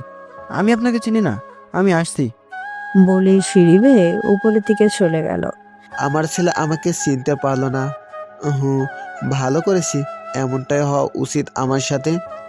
চোখে পানি নিয়ে সিঁড়ির দিকে তাকালো। জাহানারা বেগমের চোখেও আছে পানি। কেন সেটা পরে বলবো। বিয়ে বাড়িতে হইচইয়ের বদলে নীরবতা পালন করা হচ্ছে। অবশ্য বিয়ে হয়ে গিয়েছিল। ফৌজিয়া তার মাকে ইশারায় ডাকলে কাছে আসলে বলে, আকাশকে ঠান্ডা করা গিয়ে তাড়াতাড়ি যাও। মামি চলে গেল। অব্র ফৌজিয়ার দিকে তাকিয়ে আছে। কি হচ্ছে কিছুই তার মাথায় ঢুকছে না। অনেক প্রশ্ন মনে ঘুরপাক খাচ্ছে না? অব্র বলল, কারণ তাদের দুজনকে পাশাপাশি চেয়ারে বসানো হয়েছে। অব্র মাথা নাড়িয়ে হ্যাঁ বলে। পরে বলবো, এখন সামনে তাকাও। ছাদের এক কোণে দাঁড়িয়ে আছে আকাশ। সারা শরীর কাঁপছে তার। পকেট থেকে সিগারেট একটা প্যাকেটে বের করে একটা সিগারেট মুখে নেয়। লাইটার দিয়ে জ্বালাতে যাচ্ছে, কিন্তু জ্বলছে না। রাগে নিচে আছাড় মারে লাইটারটা। মুখ থেকে সিগারেট হাতে নেয় আর তাকিয়ে থাকে আকাশের দিকে। উনি আপনার আসল বাবা, তাই না? পেছন থেকে মনিরা বলে ওঠে। আকাশ পেছনের দিকে তাকিয়ে আবার সামনের দিকে ফিরে। মনিরা আকাশের কাছে এসে দাঁড়ায়। জানেন, জন্মের সময় মাকে হারিয়েছি। বাড়িতে যারা কাজ করতো সবাই বলতো আমি নাকি রাক্ষসী, জন্মের সাথে সাথে মাকে খেয়ে ফেলেছি। আমার নাকি আরও অনেক সমস্যা আছে, এটা আমাদের এলাকার সবাই জেনে গিয়েছিল। তখন আমি খুব ছোট ছিলাম। বাড়ির বাইরে অনেক শিশুরা খেলা করছিল, সবাই গরিব ঘরের। আমি তাদের সাথে খেলা করতে গিয়েছিলাম। তারা আমাকে অনেক মেরেছিল, বলেছিল আমি অনেক খারাপ। এটা আব্বুকে বলাই আমাকে ওদের কাছে নিয়ে যায় আর ওদের বিচার করতে। পরে ওখানকার লোকেরাও আমাকে রাক্ষসী, খারাপ আর অনেক কিছু বলতে থাকে। আব্বুকেও নানা কথা শোনাতে লাগে। তখন থেকেই ভাবতে শুরু করি যে গরিবরা ভালো না, ওদের মনে শয়তানের বসবাস। তাদের থেকে এড়িয়ে চলি, অপমান করি। আকাশ মনিরা থেকে তাকায়। সুন্দর চেহারা কেমন মলিন হয়ে গেছে, চোখে পানি এসেও আটকে গেছে। জানেন, এই প্রথম কাউকে মনের কথাগুলো বললাম। এইসব কিছু ফৌজিয়াও জানে না। তবে এখন বুঝে গেছি সব মানুষ এক না, খারাপ হলেও ভালো আছে অনেকেই। আকাশ কিছু বলছে না, তার মনে হচ্ছে এটা অন্য কেউ, যার মনে কোনো অহংকার নেই। আকাশ নিজের চোখ কানকে বিশ্বাস করতে পারছে না। নিচে চলুন, আজকে আপনার বোনের বিয়ে, আর আপনি মন খারাপ করে এখানে দাঁড়িয়ে আছেন। আসুন আমার সাথে। আকাশ মনিরার হাত ধরার দিকে তাকিয়ে আছে। বস, অনেক চেষ্টা করেছি, কিন্তু কবির চৌধুরীকে মারতে পারিনি।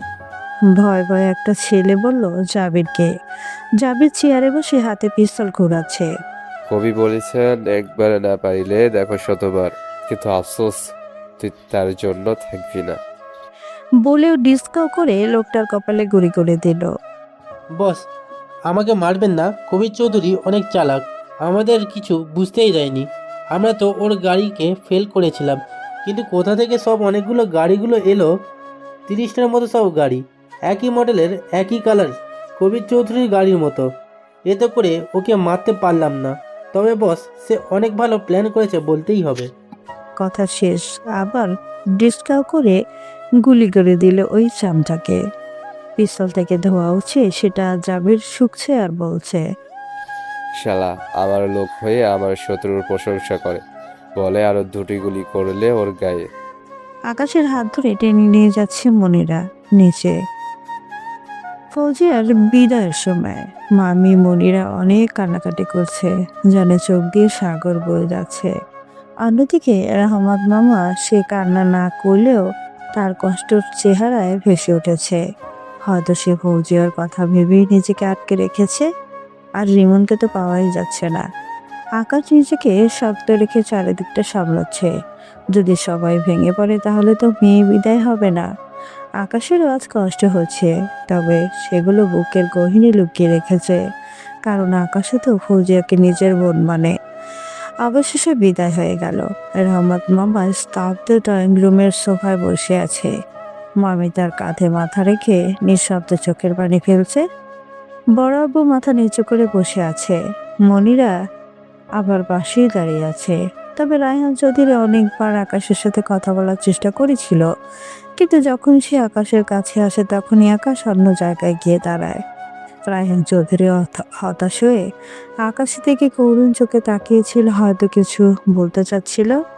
রিমন কোথায়? ওকে দেখছি না যে। এই রহমত মামা আশেপাশে তাকিয়ে বলল, মামা ও ছাদে আছে। ওটা মনিরামা, তুমি তো এখন বাড়িতে যাবা, তোমাকে এখন। মনিরা আকাশের দিকে এক নজর তাকালো। রিমন তো এখানে নেই।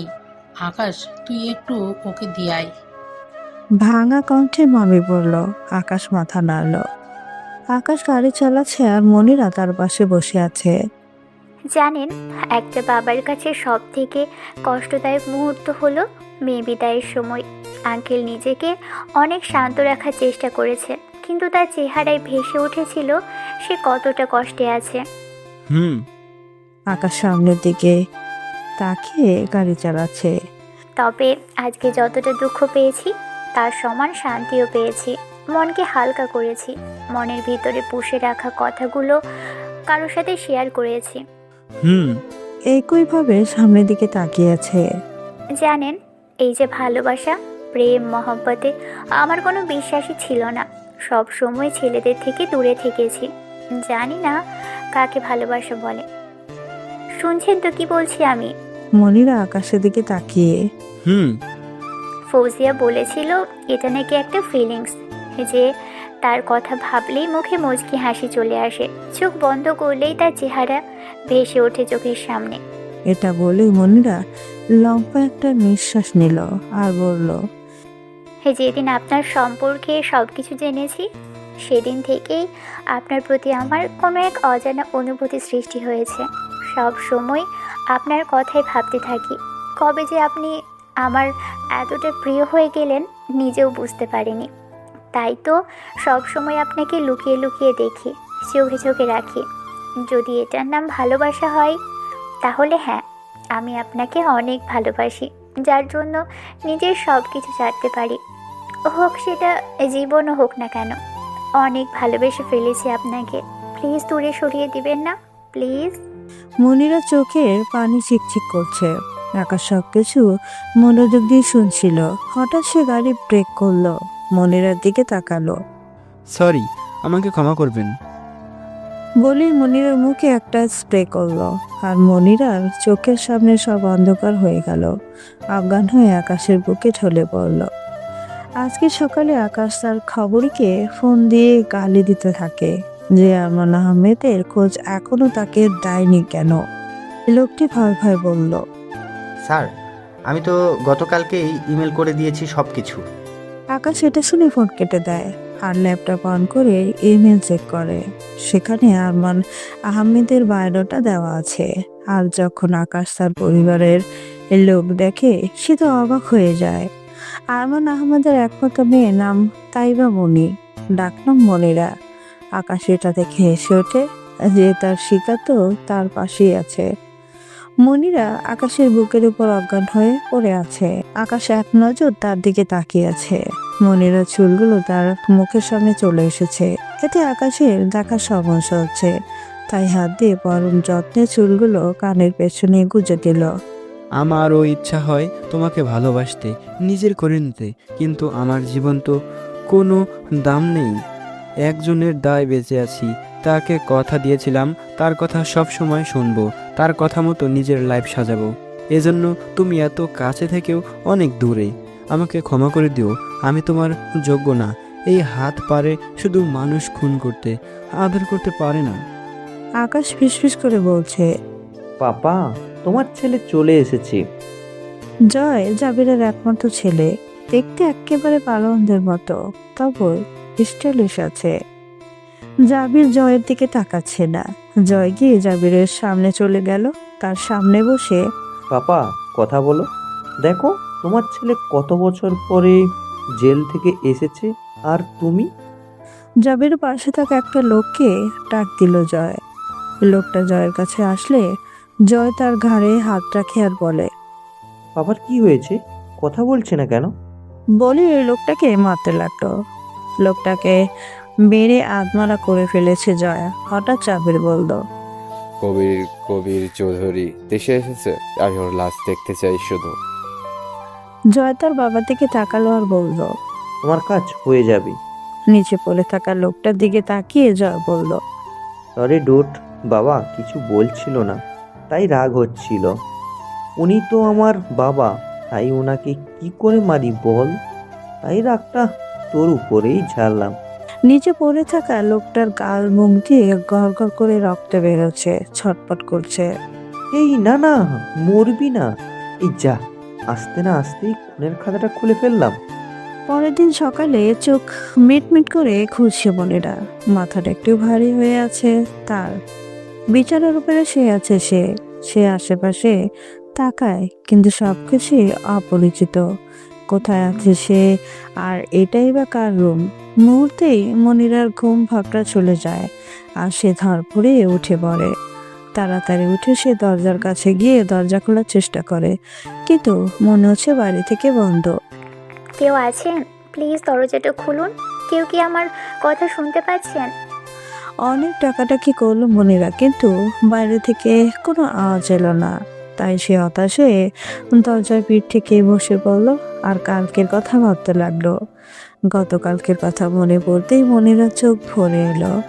সে তো এই প্রথম কাউকে ভালোবেসেছিল, প্রথম কাউকে নিয়ে ভাবতে শুরু করেছিল, কিন্তু শুধু ছোট্ট একটা শব্দ সরি, এটাই তার সব শব্দ ভেঙে তছনছ করে দিল। সে ভাবছে, ভালোবাসায় কষ্ট হয় এটা তো জানতাম, কিন্তু এতটা যে কষ্ট হবে তা জানা ছিল না।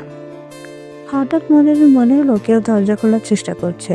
তাই সে দরজা থেকে একটু দূরে যায় আর একটা ফুলদানি হাতে নেয়। যে আসবে তাকে মেরে পালিয়ে যাবে, এটাই তার ভাবনা।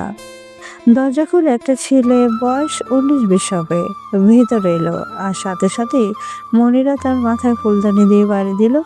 শালা, মেয়েদের কিডন্যাপ করা তোকে আজ। ছেলেটা তো কিছু বলারই সুযোগ পাচ্ছে না। মনিরা সমান তালে চর খুশি মেরেই যাচ্ছে। ছেলেটা অনেক কষ্টে চিৎকার করে বলল, ভাই বাঁচাও আমারে। মনিরা ছেলেটিকে কেলিয়ে যাচ্ছে, আরো অনেক গালি দিচ্ছে। হঠাৎ কেউ এসে মনিরার মাজা ধরে উঁচু করলো। মনিরা হাত পা ছোড়াছড়ি করছে। ওই কোন হারামি আমাকে ধরলো রে? বলে যেই না মুখের দিকে তাকায়, অমনি মনিরার মুখ আপনা আপনি বন্ধ হয়ে যায়। একজোড়া চোখ আগুন মুখিয়ে তার দিকে তাকিয়ে আছে। আকাশ মনিরাকে নিচে নামালো।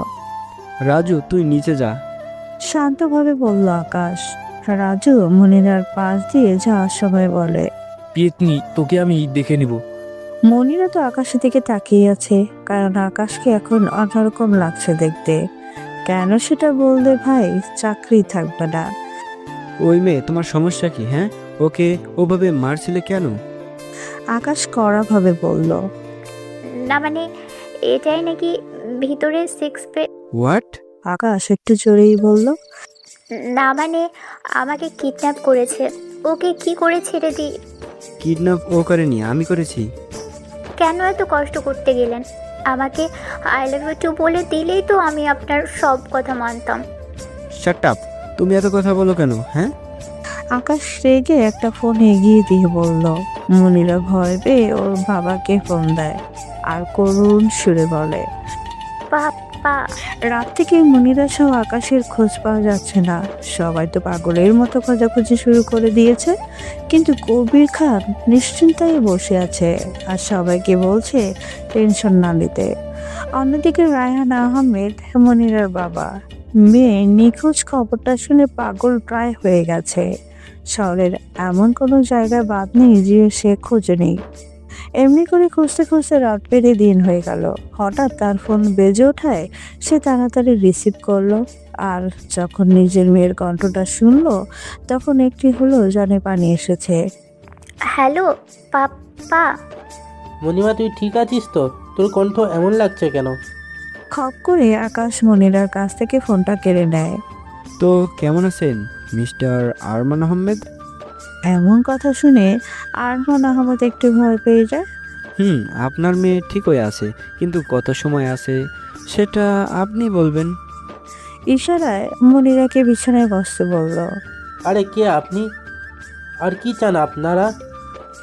আমার মেয়ে যদি কিছু হয় তাহলে কিন্তু। সেটা না হয় তখন শুনবো, তো এখন কাজে ফেরা যাক। কি চাই আমার? হ্যাঁ বলুন বলুন। আমার কিছু চাই না, তবে রায়হান খানের কাছে থেকে ছিনিয়ে নেওয়া শেয়ার এবং আপনি যে অপমান করেছিলেন তার জন্য ক্ষমা চাইবেন, ব্যাস। আমি এক্ষুনি করছি। আমার মেয়ের কোনো ক্ষতি করবেন না প্লিজ। আপনি আপনার কাজ করুন। বলেই ফোনটা কেটে দিল। মনিরা আকাশের দিকে তাকিয়ে আছে। আকাশ মনিরার কাছে একটা চেয়ার নিয়ে বসলো। দেখো, তোমার সাথে বা তোমার বাবার সাথে কোনো শত্রুতা নেই, কিন্তু তোমার বাবা আমার কোনো পরিচিত একজনের সাথে অনেক বড় অন্যায় করেছে, আর আমি অন্যায় পছন্দ করি না, তাই আমাকে এটা করতে হলো। তোমাকে কষ্ট দিয়ে ফেললে সরি। মনিরা মাথা নিচু করে শুনছিল। অন্যায় সহ্য করেন না, কিন্তু নিজে এত বড় অন্যায় করেও দিব্যি ভালো আছেন। আকাশ মনিরার দিকে তাকায়। একজনকে কষ্ট দেওয়া কি অন্যায় না? মনের কথা মনের মধ্যে লুকিয়ে রাখা কি অন্যায় না? আমি জানি আপনি আমাকে পছন্দ করেন। সবার ভিড়ে আমার চোখ যেমন আপনাকে খোঁজ করে, তেমনি আপনার চোখও আমাকে খোঁজ করে, আর এটা আমি দেখেছি। তাহলে কেন আমাকে দূরে সরিয়ে দিয়েছেন? কেন কষ্ট দিচ্ছেন আমাকে? মনিরা আকাশ ছুরিটা ধরে বলল। আকাশ মনিরার কথা শুনে একটু হাসলো। আমাকে তুমি চিনো কতটুকু? তুমি কি জানো আমি কি কাজ করি? দেখো, আমি চাইলেও তোমাকে নিজের করতে পারবো না। আমার এই অনিশ্চিত জীবনে যখন তখন আমার মৃত্যু আমাকে ডাক দিতে পারে। মনিরা চোখে পানি নিয়ে বলল।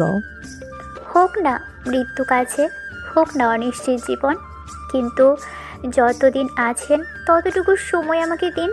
আকাশ মনিরার দিকে একটু তাকিয়ে মনিরার চোখ দুটি লাল হয়ে গেছে, সাথে নাকের ডগাও যেন অন্যরকম সুন্দরী লাগছে ওকে। আকাশ দুই হাত দিয়ে মনিরার দুই গাল ধরল। আকাশের ছোঁয়া পেয়ে মনিরা চোখ বন্ধ করে নিল। দুই চোখের পানি পরম যত্নে মুছিয়ে দিয়ে উঠে ঘর থেকে বের হয়ে গেল। মনির প্রচুর ক্ষুধা লেগেছে, কিন্তু কি খাবে? মনে মনে আকাশকে গালগাল দিচ্ছে। রাক্ষস গুন্ডা, নিজে তো পেট ভরে নিয়েছে, একটা বাচ্চা মেয়ে যে না খেয়ে বসে আছে সেটার খবর কি তার আছে? হঠাৎ দরজায় নক করে ভিতরে ঢুকলো রাজু। মনিরা ওর দিকে তাকিয়ে ভ্রু নাচায়, এটা দেখে রাজু বলল। ওই কি? মনিরা উঠে দাঁড়িয়ে এটা দেখে ভয়ে রাজু দরজার পেছনে চলে যায়, আর ওইখান থেকেই মুখ বাড়িয়ে বলে। মিস পেতনি, আপনাকে ভাই খেতে রাখছে। গাড়ি চলছে তার আপন গতিতে। মনিরা বাইরের দিকে তাকিয়ে কথা বলেই যাচ্ছে, কোনো থামার নামই নেই। আচ্ছা, আমাকে কি এখন বাড়ি নিয়ে যাবেন? আমি এখন বাড়ি যাব না, চলুন অন্য কোথাও যাই বেড়াতে। জানেন, বেড়াতে আমার অনেক ভালো লাগে। জানেন একবার কি হয়েছে, আমি আমার বন্ধুদের সাথে।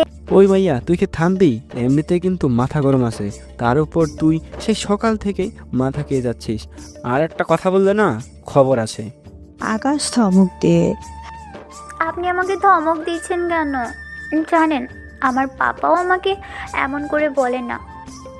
আমিও আপনার ধমকের প্রতিবাদ করতে পারতাম, বেঁচে গেলেন আপনাকে একটু ভালোবাসি বলে। তা না হলে দেখিয়ে দিতাম তাইবা মনি ওরফে মনিরা কি জিনিস। আকাশের হাসিও পাচ্ছে, আবার রাগও হচ্ছে। মনে মনে ভাবছে, যে করেই হোক কথা বলা বন্ধ করতে হবে। তাই আকাশ গাড়ি থামিয়ে মনিরার দিকে তাকালো। আকাশ মনিরার দিকে তাকালো। এবার হয়েছে। মনিরার হাত বাঁধা পেছনের দিক করে, মুখে টেপ মারা, তাই সে উম করেই যাচ্ছে। আকাশ মনিরা চেহারা দেখে ক্লোজ আপ হাসি দিল। সকালে খাবার টেবিলে মনিরা রাজুর মধ্যে অনেক লড়াই হয়েছে। রাজু আকাশের ছোট ভাইয়ের মতো, সে অনাথ, দুনিয়ায় কেউ নেই তার। তবে সে একজন ভালো মনের মানুষ, গরিব দুঃখীদের সবসময় সাহায্য করে আকাশের মাধ্যমে। ভাই, এনাকে বলে দাও আমার থেকে দূরে থাকতে, না হলে আমি কিন্তু এর সব চুল ছিঁড়ে নেব। কি বললি তুই? তারা মনিরা উঠে তেড়ে গেল রাজুর দিকে। ওই হচ্ছেটা কি? রাজু চুপচাপ চেয়ারে বয়। আর তোমার তো ক্ষুধা লাগে না? যদি লাগে তাহলে বসেন আর আমাকে উদ্ধার করুন। আকাশ চোখ গরম করে মনির আকাশের দিকে তাকিয়ে হেসে বসে পড়ে। আরে অপু ভাই, হ্যাঁ ভাই। উঠে দাঁড়িয়ে রাজু। আকাশ রাজুর দিকে চোখ গরম করে তাকিয়ে আছে। মনিরা খাচ্ছে আর আশেপাশে তাকাচ্ছে। বাড়িটা বেশ বড় আর গোছানো। আচ্ছা এ বাড়িটা কার? কার আবার? আমার মানে আমার ভাইয়ের, রাজু। সবার খাওয়া শেষ। বাহ, আমি কোথাও দেখিও নি বা শুনিও নি যে কাউকে কিডন্যাপ করে নিজের বাড়িতে এনে রাখে, আবার খাবার খেতে দেয়। এতে কি বোঝা যায়? আরে কি বোঝা যায়? বোঝা যায় যে আকাশের দিকে তাকিয়ে মনিরা একটু হেসে বলে, আমার লজ্জা করে। শ্বশুরবাড়ির কথা নিজের মুখ দিয়ে কি করে কই? আকাশ এটা শুনে সেখান থেকে উঠে উপরের দিকে যেতে লাগে। তোর এই আশা কোনোদিনও পূরণ হবে না রে পেতনি। মনিরা রাজুর দিকে চোখ গরম করে তাকিয়ে পড়ে। কি বললি তুই? না তুই বল, পেতনি শুনতে ভালোই লাগে। শোন, কাছে আয়। রাজু মাথা নাড়ায়। আয়, কিছু বলবো না। রাজু মনিরার পাশের চেয়ার টেনে বসে। তোর কি মনে হয় না বাড়িটা অনেক ফাঁকা? রাজু মাথা নাড়ায়। ভাব, যদি তোর ভাবি থাকতো তাহলে কি হতো? আরও ভাব, সেই ভাবিটা যদি আমি হই তখন কি হবে? না না না, সেটা সম্ভব না। এই জন্যই তো তোর হেল্প চাই। বল না, কি করলে ওই হিটলারের মনে জায়গা পাবো? পাগলি একটা। বলে হেসে দিল আকাশ, কারণ সে উপর থেকে তাদের দেখছিল, তাদের কথা শুনছিল। হঠাৎ তার ফোনটা বেজে ওঠে, তাই সে ঘরে চলে যায়। আচ্ছা ঠিক আছে। ফোনে আকাশ। রাজু রাজু। আকাশ চিৎকার করে ডাকছে। মনে থাকবে এই একটা বিষয়ে ভাই দুর্বল, আমাকে ডেকেছে, যাই আমি। আর আমি এটা জানতাম। হ্যাঁ বলো ভাইয়া। ওকে বল, আমরা এখনই বের হব। ভাবিকে বুঝি? আকাশ শার্ট পরছিল। হ্যাঁ। ওই কি বললি তুই? রাজু হেসে বলল, কিছু না। আকাশ নিজের মাথায় নিজেই চড় মেরে বলল, কন্ট্রোল আকাশ, কন্ট্রোল। বলো, এবার কথা বলো। আকাশ গাড়ি চালাচ্ছে আর মনিরার দিকে একটু করে তাকাচ্ছে। কিছু সময় পরে সে খেয়াল করলো মনিরের ফর্সা মুখ লাল হয়ে গেছে, সাথে চোখ দুটিও কেমন চুপ হয়ে যাচ্ছে। সে ওরকম করছে না। আকাশ তাড়াতাড়ি গাড়ি ব্রেক করে মনিরার সব বাঁধন খুলে দেয়। আকাশ তাকে এমনভাবে বাঁধেনি যাতে সে কষ্ট পাবে, তাহলে সেন্সলেস। মনিরা, ওই মনিরা, কথা বল। আকাশ মনিরাকে ঝাঁকাচ্ছে আর বলছে, কথা বলো, কি হয়েছে তোমার? চোখ খোলো। ওই। আকাশের চোখে বিন্দু বিন্দু পানি দেখা যাচ্ছে। তার মনে হচ্ছে তার প্রিয় কিছু তার থেকে দূরে চলে যাচ্ছে। মনের ভিতরে অজানা এক কষ্ট হচ্ছে, যেমনটা হয়েছিল তার মাকে হারিয়ে। ওই বাচাল মেয়ে, কথা বল। আর তুমি এখন থেকে যত পারো কথা বলো, কিচ্ছু বলবো না, চোখ খুলো প্লিজ। পানির বোতল থেকে পানি নিয়ে মনিরার মুখে ছিটালো, কিন্তু কোনোই কাজ হচ্ছে না। আকাশের চোখের এক ফোঁটা পানি মনিরার মুখে বলল। তখন আকাশ মনিরার দিকে ভালো করে খেয়াল করলো। এমন অবস্থায় মনিরাকে অনেক মায়াবী লাগছে। আকাশ তার চোখে হাত দিয়ে দেখে তার চোখ ভিজে গেছে, কিন্তু কেন? আমি কান্না করছি? হ্যাঁ, এটা হওয়া উচিত। তোমাকে হয়তো কষ্ট দিয়ে ফেলেছি, তার ফল ভালোভাবেই পাচ্ছি। হসপিটাল, হ্যাঁ হসপিটাল যেতে হবে। হঠাৎই দুটো হাত এসে আকাশের চোখের পানি মুছিয়ে দিয়ে বলল, থাক, অনেক হয়েছে, আর কান্না করা লাগবে না। যা বোঝার বুঝে গিয়েছি। আকাশ মনিরের দিকে তাকিয়ে দেখলো সে আকাশের দিকে তাকিয়ে হাসছে। এটা দেখে আকাশের রাগ মাথায় চড়ে গেল, আর সে মনিরার গালে ঠাস ঠাস করে একটা চড় লাগিয়ে দিল। গাড়ির দরজা বাইরে চলে গেল আকাশ। মনিরা আকাশের চড় খেয়ে হাসছে। আকাশ বাইরে একটু দূরে গিয়ে বসে পড়লো। যে হাত দিয়ে মনিরাকে মেরেছে সেই হাতের দিকে তাকাচ্ছে। একটু আগে তার মনে হচ্ছিল তার প্রাণ পাখিটা ছটফট করছে। মনিরা এমন অবস্থা দেখে অনেক কষ্ট হচ্ছিল। মনিরা যখন গাড়ি থেকে বের হয়ে তখন আকাশের ফোন বেজে ওঠে, কিন্তু ফোনটা গাড়ির মধ্যেই, তাই ফোনটা হাতে নিয়ে দেখে ওর বাবা আনোয়ার আহমেদ ফোন দিছে। তাই মনিরা রিসিভ করে। পাপা, তোমার জামাইকে পেয়ে গেছি। আকাশ আর মনিরা পাশাপাশি বসে আছে, কারোর মুখেই কোনো কথা নেই। এমনভাবে বসে আছে যেন দুজন অপরিচিত কেউ। পরিবেশটা আজ ওদের সাথে তাল মেলাচ্ছে। সমস্ত জড়তা ভেঙে আকাশ বলল, তুমি আমাকে যেমনটা ভাবো বা দেখেছো আমি এমনটা না, ধরে নিতে পারো এটা আমার ছদ্মবেশ। আকাশ মনিরার দিকে তাকিয়ে বলল, আমার জীবন অনিশ্চিত মনিরা, সবসময় মৃত্যু আমি তাড়া করে বেড়াই। তার থেকে বড় কথা, আমি যে রাস্তায় চলি এটা এক ওয়ে, ফেরার পথ নেই। অনেক শত্রু এই রাস্তায়, তাই আমি চাই না আমার জন্য আমার প্রিয় কোনো মানুষের ক্ষতি হোক। মনিরা শুধু আকাশের কথাই শুনছে। আমিও মানুষ, ভালোবাসার অধিকার আমারও আছে, কিন্তু আমি পারি না, পারবো না আমি। এটা বলে আকাশ অন্যদিকে তাকায়, চোখের বিন্দু বিন্দু পানি লিকুয়ে মুছে। কি এমন পরিচয় যার জন্য আপনি কাউকে আপন করে নিতে পারবেন না? কি এমন কাজ করেন যাতে আপনার জীবন সংশয়? মনিরা আকাশের দিকে তাকিয়ে, কিন্তু আকাশ অন্যদিকে তাকিয়ে আছে। একটু চুপ থেকে একটা বড় নিঃশ্বাস নিয়ে আকাশ বলল, একে এর নাম শুনেছো? শান্ত গলায় আকাশ বলল। মনিরা ঝটপট বলল, কে ওই গ্যাংস্টার একে?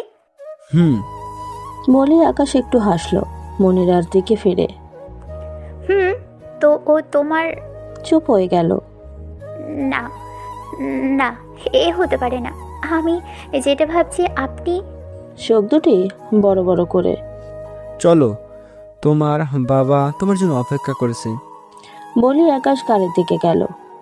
বাবা, বাবা, চিৎকার করে ডাকছে জয়। জাবির তার সামনে এসে ইশারায় বলল, বাবা, তুমি কি জানতে কবির চৌধুরীর একটা ছেলে আছে? জাবির কাগজে কিছু লিখছে, লিখে জয়ের কাছে দিল। সেখানে লেখা, হ্যাঁ, তবে কোনো কাজের না শুনেছি। তা তোমার মুখ দিয়েও তো বলতে পারতে। জয় চোখ গরম করে জাবির আবার লিখে দিল, যেদিন তুই কবির চৌধুরীকে মারবি ওই দিন তোর সাথে কথা বলবো। ও, তাহলে এই কথা। তাহলে কাজ শুরু করে দিই। ওর ওই ছেলেকে তুলে নিয়ে আসি। ছেলের টানে বাপ ঠিকই আসবে। জাবির নিজের মাথায় হাত ঘষে লিখল, আমারও তার সাথে পুরোনো হিসাব বাকি আছে। ফৌজি আর অব্র এসেছে আজকে। এ রহমত মামার পরিবারে যেন খুশির আমেজ বইছে। নতুন জামাইয়ের জন্য বিভিন্ন রকম খাবার বানাচ্ছে মামি। আকাশের রান্নাঘরে টেবিলের উপর বসে আছে। আচ্ছা আকাশ, তোর কি মনে হয় না আমার কাজ করতে অনেক কষ্ট হয়? তো করো কেন? এক কাজের লোক থাকতে নিজেই সব করো, তাহলে ওদের রেখে কি লাভ? তোকে বলি কি আর বুঝিস কি? বলছি যে আমার একজন সঙ্গী লাগবে ঝগড়া করার জন্য, বৌমা লাগবে আমার। ও, তা রিমনকে বিয়ে দাও। এই, ও এখনো বাচ্চা, ওর বড় একটা তো এখনো দামড়ার মতো ঘুরে বেড়াচ্ছে। মা, ওর কথা ভাবতে হবে না, ওর জন্য মেয়ে রেডি আছে। রান্নাঘরে ঢুকে ফৌজিয়া মামি আকাশের দিকে বড় বড় চোখ করে তাকিয়ে বলল, কি? আমি কিছু জানি না? তবে সেদিন মনিরা গাড়িতে। একটা কথা বলি। তবে কি জানো, পাগলেও নিজের ভালো বোঝে, তাই আশা করি তুমিও বুঝবে। দেখুন, আমি আপনাকে ভালোবাসি, কোনো স্বার্থের বিনিময়ে না। আপনার সুখ দুঃখের সাথী হতে চাই। জানি না ভবিষ্যতে কি হবে, তবে যতদিন বেঁচে আছি আপনার সাথে থাকতে চাই। শত ক্লান্তির মাঝে আপনার মুখের মুচকি হাসি হতে চাই। আর আমি ভবিষ্যতে বিশ্বাসী না, বর্তমানকে বিশ্বাস করি। জানি আমি বেশি কথা বলি, তবে যদি আপনি বলেন তো কথা বলাই ছেড়ে দিব। যদি আপনি আপনার মনের এক কোণে আমাকে একটু জায়গা দেন। আকাশ গাড়ি থামিয়ে দেয়। দুর্ভাগ্য মানুষকে দুটো জিনিস শেখায়, এক ভাগ্যের কাছে হেরে যাওয়া, আর দুই ভাগ্যের সাথে লড়াই করে শক্ত হয়ে যাওয়া। তবে একটা কথা নিশ্চিত, এই শক্ত হৃদয়ে তোমার জন্য একটু হলেও জায়গা আছে, যার মানে আমি বুঝি না, হয়তো বুঝতে চাওনি। তাই আমি আবারও বলছি, যা করবা ভেবে করবা। আমি সব কিছু ভেবেই বলছি, ভালোবাসি আপনাকে। মনিরা চোখে পানি। আকাশ হাত উঁচু করে মুছতে গিয়েও আবার হাত নামিয়ে ফেলল। হঠাৎ মনিরা আকাশের হাত ধরে আকাশের হাত দিয়েই তার চোখের পানি মুছিয়ে নিল। আকাশ মনিরার দিকে তাকিয়ে একটু হাসলো। অমনি মনিরা আকাশকে জড়িয়ে ধরলো। গাড়ি চলতে শুরু করে। মনিরা এক হাত আকাশের হাতের মধ্যে। আচ্ছা, একের মানে কি? আপনার দলে কতজন লোক আছে? আচ্ছা, আপনি কয়টা খুন করেছেন? সবাই কি খারাপ ছিল? আচ্ছা, মানুষ মারতে কেমন লাগে আমাকে শেখাবেন? আচ্ছা, আমি কি গ্যাংস্টার হতে পারবো? আরও অনেক কিছু বলেই যাচ্ছে মনিরা। আমার কোনো নামই নিচ্ছে না। আকাশ মনে মনে নিজেকে গালি দিচ্ছে। এখন তাই এই পরে কি হবে ভেবেই নিজেকে ঠুস করে গুলি মারতে ইচ্ছে করছে। কি গো নতুন জামাই, কেমন আছো? ভ্রু নাচিয়ে আকাশ বলল। তোমার বোন যেমনটা রাখছে। হেসে অব্র বলল। তখন রিমন আকাশ আকাশ বলে চিৎকার করে সিঁড়ি দিয়ে নিচে নামছে উপর থেকে। চল আমার সাথে। যাব, কিন্তু কোথায়? আমিও যাব। দুলাভাই আপনি? আচ্ছা চলেন। কিন্তু কোথায়? চল, গেলেই দেখতে পাবি। কালকে ব্ল্যাক মাফিয়া দেশে আসে। কালকে আমাদের জন্য শুভ দিন। এই দিনেই আমি আমার শত্রুর লাশ দেখতে চাই। বাবা তুমি টেনশন নিও না, আমার লোকেরা গেছে কবির চৌধুরীর ছেলেকে কিডন্যাপ করতে। সে তুমি শুধু দেখো, আগে আগে হোতা হ্যাঁ ক্যা।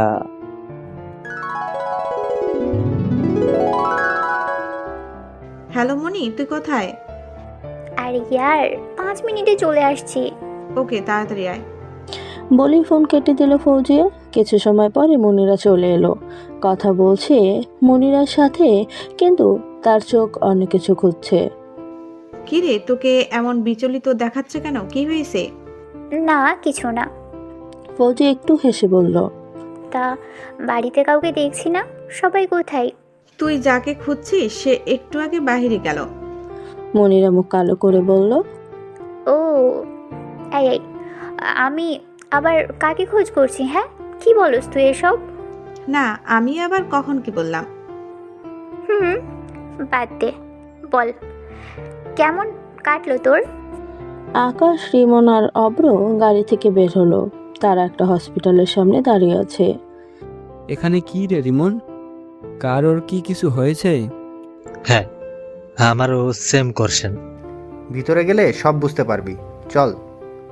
বলেই হাত ধরে টেনে নিয়ে যাচ্ছে রিমন আকাশকে। কিন্তু হসপিটালে যেতেই অবাক। আমাদের বডিগার্ডরা এখানে কেন? তার মানে বড় আব্বু? না, এটা হতে পারে না। উনি ঠিক আছে। কিছু দূর যেতেই দেখি বড় আব্বু একটা ডক্টরের সাথে কথা বলছে। ওনার সাথে আরও একজন দাঁড়িয়ে আছে, কালো শার্ট পরিহিত। বড় আব্বু সুস্থ দেখে মনে হচ্ছে আমার উপর থেকে বড় একটা পাথর সরে গেল। টেনশন হচ্ছিল ওনাকে নিয়ে, কিন্তু ওনার সাথে যিনি দাঁড়িয়ে আছে ওনাকে বড্ড চেনা লাগছে। মনে হচ্ছে অনেক কাছের কেউ। আমার বুকের ভিতর ধুকধুক করছে। ডক্টরের সাথে কথা বলা শেষে যখন তিনি একটু ঘুরলো, তখন তার চেহারাটা স্পষ্ট দেখা গেল। আর তাকে দেখে যেন আমি জমে গেছি। বুকের ভেতর ধুকধুকটা অনেক বেড়ে গেল তার মলিন হয়ে যাওয়া চেহারাটা দেখে, কারণ সে আর কেউ নয়, আমার আব্বু রায়হান চৌধুরী। দেখে মনে হচ্ছে তিনি অনেক টেনশনে আছে। হঠাৎ কিছুর সাথে ধাক্কা লাগায় পড়ে গেলাম নিচে। অব্র আর ফুপাকে এখানে দেখে অবাক হয়, তাই ছুটে যাওয়ার সময় আকাশের সাথে একটু ধাক্কা লাগে। আকাশ নিচে পড়ে যাওয়ায় কবির চৌধুরী সহ রায়হান খানের নজর পড়ে আকাশের দিকে। কবির খান আকাশকে দেখে আকাশের কাছে আসে, কিন্তু রায়হান খান সেখানেই দাঁড়িয়ে আকাশের দিকে করুণ চোখে তাকিয়ে আছে। আকাশও তার দিকে তাকিয়ে আছে। আজ তার যেন অনেক কষ্ট দেখা যাচ্ছে। এই কষ্টটা কিসের? একজন বাবার ছেলের হারানোর কষ্ট, নাকি অন্য কোনো কারণ? তবে আকাশের আজ ওই মুখখানার উপরে অনেক মায়া হচ্ছে। আমরা সাধারণত তাদের উপরে রাগ দেখাই, অভিমান করি, যারা আমাদের সব থেকে কাছের হয়। আকাশেরও হয়তো এটাই কারণ। আকাশ, তোর মা অনেক অসুস্থ। আরে মনিরা মা, কখন আসছো? এই তো আন্টি, মাত্রই আসলাম। ফৌজিয়া ওর মায়ের দিকে তাকিয়ে একটু ইশারা করলো। মনিরা, জানোস আমার তো বিয়ে হয়ে গেল, এবার আকাশের পালা। ওর জন্য মেয়ে ঠিক করাও আছে, ওর বাবার বন্ধুর মেয়ে। মনিরা এটা শুনে বসা থেকে দাঁড়িয়ে গেল। কি? না, এটা হতে পারে না। কেন হতে পারে না? মেয়েটাকে আকাশের পছন্দ হয়েছে। কি বাজে কথা বলছিস? মনিরা কাঁদো কাঁদো কণ্ঠে। হ্যাঁ, কালকেই নাকি মেয়েটাকে ফাইনাল করেছে। আকাশ বলছে মেয়েটাকে নাকি ওর খুব পছন্দ হয়েছে। ও ভালো। নরম সুরে বলল। মনিরা চোখে পানি, সে এটা লুকাতে যাচ্ছে। এখানে একটু সময় থাকলে সে এটা ধরে রাখতে পারবে না। আচ্ছা, আমার একটা ইম্পর্ট্যান্ট কাজ আছে, আমি আজকে যাই। বলে যেতে লাগলো। আরে মেয়েটার পিকটা তো দেখে যা। ফৌজিয়া মনিরার হাত ধরে। মনিরা কিছু বলছে না, ফৌজিয়ার দিকেও তাকাচ্ছে না। ফৌজিয়া নিজের ফোন থেকে মনিরার একটা পিক বের করলো আর বলল, এই দেখ, বল মেয়েটা কেমন কেমন মানাবে ওদের। মনিরা ফটো না দেখেই বলে, অনেক সুন্দর, ভালোই মানাবে। আরে আগে তো দেখ। তখন মনিরা ফৌজিয়ার দিকে তাকায়। মনিরার চোখ দুটি লাল হয়ে গেছে, সাথে ফেসটাও। চোখ দিয়ে অনবরত পানি পড়ছেই। মনিরা যখন ফটোটার দিকে তাকায়, সাথে সাথে সে সব খায়। মনিরা একবার মামি আর একবার ফৌজিয়ার দিকে তাকায়, দেখে তারা দুজনেই হাসছে। ভালোবাসিস আমার ভাইটাকে? অনেক, নিজের থেকেও বেশি। বলি ফৌজিয়াকে জড়িয়ে ধরল। আকাশ পাটা তার কাছে আজ অনেক ভারী মনে হচ্ছে, যেন তার পথ এগোচ্ছেই না। সামনে যেতেই সে দেখে একটা কেবিনে রায়হান খান জাহানারা বেগমের হাত ধরে বসে আছে।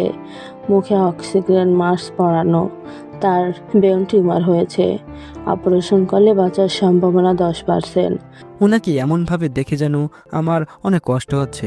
হবেই তো, এক সময় যে আব্বু ডাকতাম তাকে। রায়হান খান বেরিয়ে এলো রুম থেকে, আমার সামনে এসে দাঁড়ালো। যদি কোনোদিন আমাকে বাবা মনে করে থাকিস তাহলে একবার তোর মায়ের সাথে কথা বলে নে। জানি না এরপরে কি হবে আমার ব্যাপারে, আমি কিছু বলতে চাই না। আমি জানি আমি যে অপরাধ করেছি তার কোনো ক্ষমা নেই। চোখে পানি নিয়ে রায়হান খান বলল। আকাশ কবির খানের দিকে একবার তাকালো, সে যেতে বলল। দরজা খুলে আকাশ কেবিনে প্রবেশ করলো। অনেক শুকিয়ে গেছে তিনি। বিয়ের দিনই আকাশ খেয়াল করেছিল কেবিনে শুধু আকাশ আর জাহানারা বেগম। জাহানারা বেগম হাতের ইশারায় আকাশকে কাছে ডাকলো। আকাশ তার পাশে চেয়ারে গিয়ে বসলো, মুখের মাস্ক খুলে বলল, ওই কেমন আছোস? আমি কিন্তু অনেক ভালো আছি। তার চোখের পানি দুই পাশ দিয়ে গড়িয়ে পড়ছে। জানিস, তুই থাকতে তোর মর্ম আমি বুঝিনি। ভেবেছিলাম তোকে তাড়াতে পারলে আমি শান্তিতে থাকতে পারবো। তুই যেদিন চলে গেছিলিস না, ওই দিন অনেক খুশি হয়েছিলাম রে, কিন্তু একদিক থেকে মন খারাপ ছিল। কারণ এবার আমি কার উপর অত্যাচার করব, কার সাথে রাগারাগি করে আমার সময় কাটবে। তুই কি ওই সময় খেয়াল করেছিস আমি সব সময় তোর পেছনে লেগে থাকতাম, কথা শোনাতাম? হ্যাঁ, আমি তোকে ভালো মুখ দিতাম না, এটা আমার দোষ ছিল, আমি মানছি। কিন্তু তোকে হারিয়ে আমি বুঝেছি তুই আমার জন্য কি ছিলি। তুই চলে যাবার পরে তোর কথা অনেক করে মনে পড়তে থাকে। নিজেকে অনেক ছোট মনে হচ্ছিল ওই সময়। সবসময় তোর কথা ভেবে চোখের পানি ফেলতাম। তোর আব্বুকে শুধু বলতাম তোকে এনে দিতে, কিন্তু তুই তো তোর কথা ভেবে আমি কোনো বাচ্চা নিইনি, কারণ তখন তুই আমার সন্তান হয়ে গেছিলিস। তুই প্রথম যে আমাকে আম্মু বলতি। যেদিন তোকে বিয়েতে দেখেছি ওই দিন আমি তোর সাথে কথা বলতে চেয়েছিলাম, কিন্তু নিয়তির কি বিধান, ওই সময় মাথা ব্যথা শুরু করে। আমাকে একটা রুমে নিয়ে যায়। ডাক্তার বলেছিল বেশি চিন্তা না করতে, না হলে নাকি আমার সমস্যা হবে। কিন্তু আমি যা করেছি এটা সব সময় আমার মাথায় থাকে। কি করে ভুলি বল, আমি যে অপরাধ করেছি এটা তার কাছে অনেক নগণ্য। আকাশ মাথা নিচু করে বসে আছে। আমি তোর কাছে ক্ষমা চাচ্ছি না, কারণ আমি জানি আমি যা করেছি এটা ক্ষমার অযোগ্য। আর আমি তো পুরো মহিলা জাতির কলঙ্ক। তবে একটা অনুরোধ, আমি চলে গেলে তোর বাবা একা হয়ে যাবে রে, পারলে একটু দেখে রাখিস। আকাশ আর থাকতে পারলো না কেবিনে। সে এক প্রকার ছুটে কেবিন থেকে বেরিয়ে এলো। আকাশ কারোর সাথে কথা না বলে হসপিটাল থেকেই বেরিয়ে গেল। আকাশ গাড়ি চালাচ্ছে পাগলের মতো, কোনো দিকেই খেয়াল নেই তার। একটু আগে বলা কথাগুলো তার মাথায় ঘুরছে। হঠাৎ একটা ট্রাক এসে আকাশের গাড়িতে বাড়ি দেয়। আকাশ মিটমিট করে চোখ খুলছে। মাথার পেছনের দিকটা প্রচুর ব্যথা করছে। সে চারিদিকে তাকিয়ে বুঝতে চেষ্টা করছে সে এখন কোথায়, কিন্তু চারিদিকে খুটখুটে অন্ধকার। আকাশ তার হাত পা নাড়াতেই পারছে না, কিছু বলতেও পারছে না। হয়তো তার মুখে কেউ টেপ মেরে দিয়েছে। মনে হচ্ছে কিছু একটা সাথে তার হাত পা বাঁধা। সে মনে করার চেষ্টা করছে কি হয়েছে তার সাথে। আমি তো গাড়িতে ছিলাম। আকাশ গাড়ি চালাচ্ছে, হঠাৎ একটা ট্রাক তার গাড়িতে ধাক্কা দেয়। ফলে আকাশের গাড়ির কন্ট্রোল হারিয়ে ফেলে। অনেক পরে কষ্টে গাড়িটা কন্ট্রোল করে আর সেটা দাঁড় করায়। গাড়ি থেকে বের হতেই কেউ আকাশের মাথার পেছনে কিছু একটা দিয়ে বাড়ি দেয়। পরে আর কিছু মনে নেই তার। আকাশ মাথা ব্যথায় অনুভব করছে। হঠাৎ দরজা খোলার শব্দ হলো আর টুক করে লাল জ্বলে উঠল। এবার আকাশ সব কিছু দেখতে পেল। তাকে একটা চেয়ারের সাথে বেঁধে রাখা হয়েছে, সাথে সামনে থাকা ব্যক্তিকেও। জয় আকাশের সামনে এসে একটা চেয়ার টেনে বসলো। দেখ ব্রো, আমি তোকে চিনি না, ইভেন কোনো দিনও দেখিনি। তোর সাথে কোনো শত্রুতা নেই আমার, কিন্তু আমার বাবার তোর বাবার সাথে আছে। সো তোর বাবাকে মরতে হবে, কবির চৌধুরীকে মরতে হবে। একটু জোরেই আকাশের এটা শুনে রাগে পুরো শরীর রিরি করতে লাগলো। তোকে এখানে আনার একটাই উদ্দেশ্য, যে ঘাট টানলে মাথা আসে, তেমনই তোকে ধরলে কবির আসবে। আকাশ শুধু মনে মনে বলছে, একটু শুধু ছাড়া পাই, তারপরে দেখাচ্ছি মজা। প্লেন থেকে নামছে একটা লোক, মধ্যবয়সী হবে, চুলগুলো হালকা পাকা, মুখের ভেতরে জর্দালের মতো গোঁফ, হাতে একটা সোনার পিস্তল। যা যা পড়েছে সবকিছুই কালোই, তবে হাইটে একটু ছোট। Welcome welcome boss. চলো। ব্ল্যাক মাফিয়া নাম আশিক, তবে এর আরও একটা পরিচয় আছে। সবাই মিলে গাড়িতে উঠলো। সারিভাবে 5টা গাড়ি চলছে। মাঝখানের গাড়িতে জাবির আর আশিক।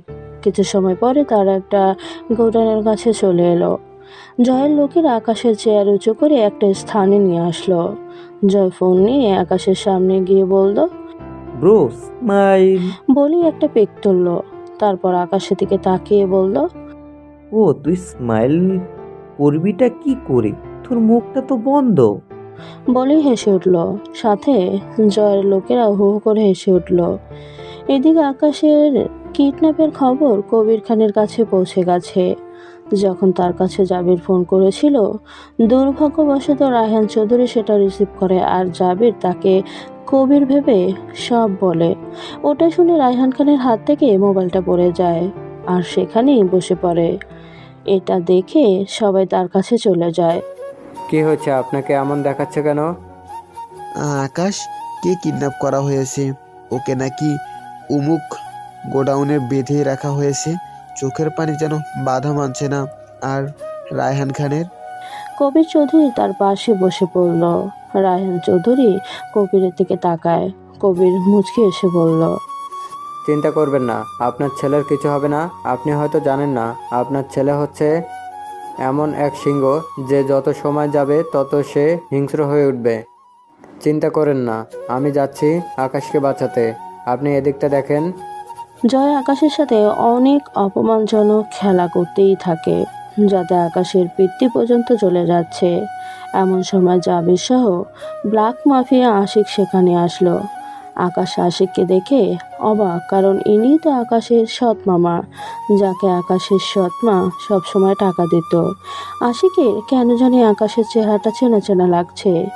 আকাশ করছে, যেটা দেখে আশিক বলে মুখ খুলে দিতে। আকাশ আশিকের দিকে তাকিয়ে একটু হাসে আর বলে, কি মামা জি ওরফে ব্ল্যাক মাফিয়া, কেমন আছেন?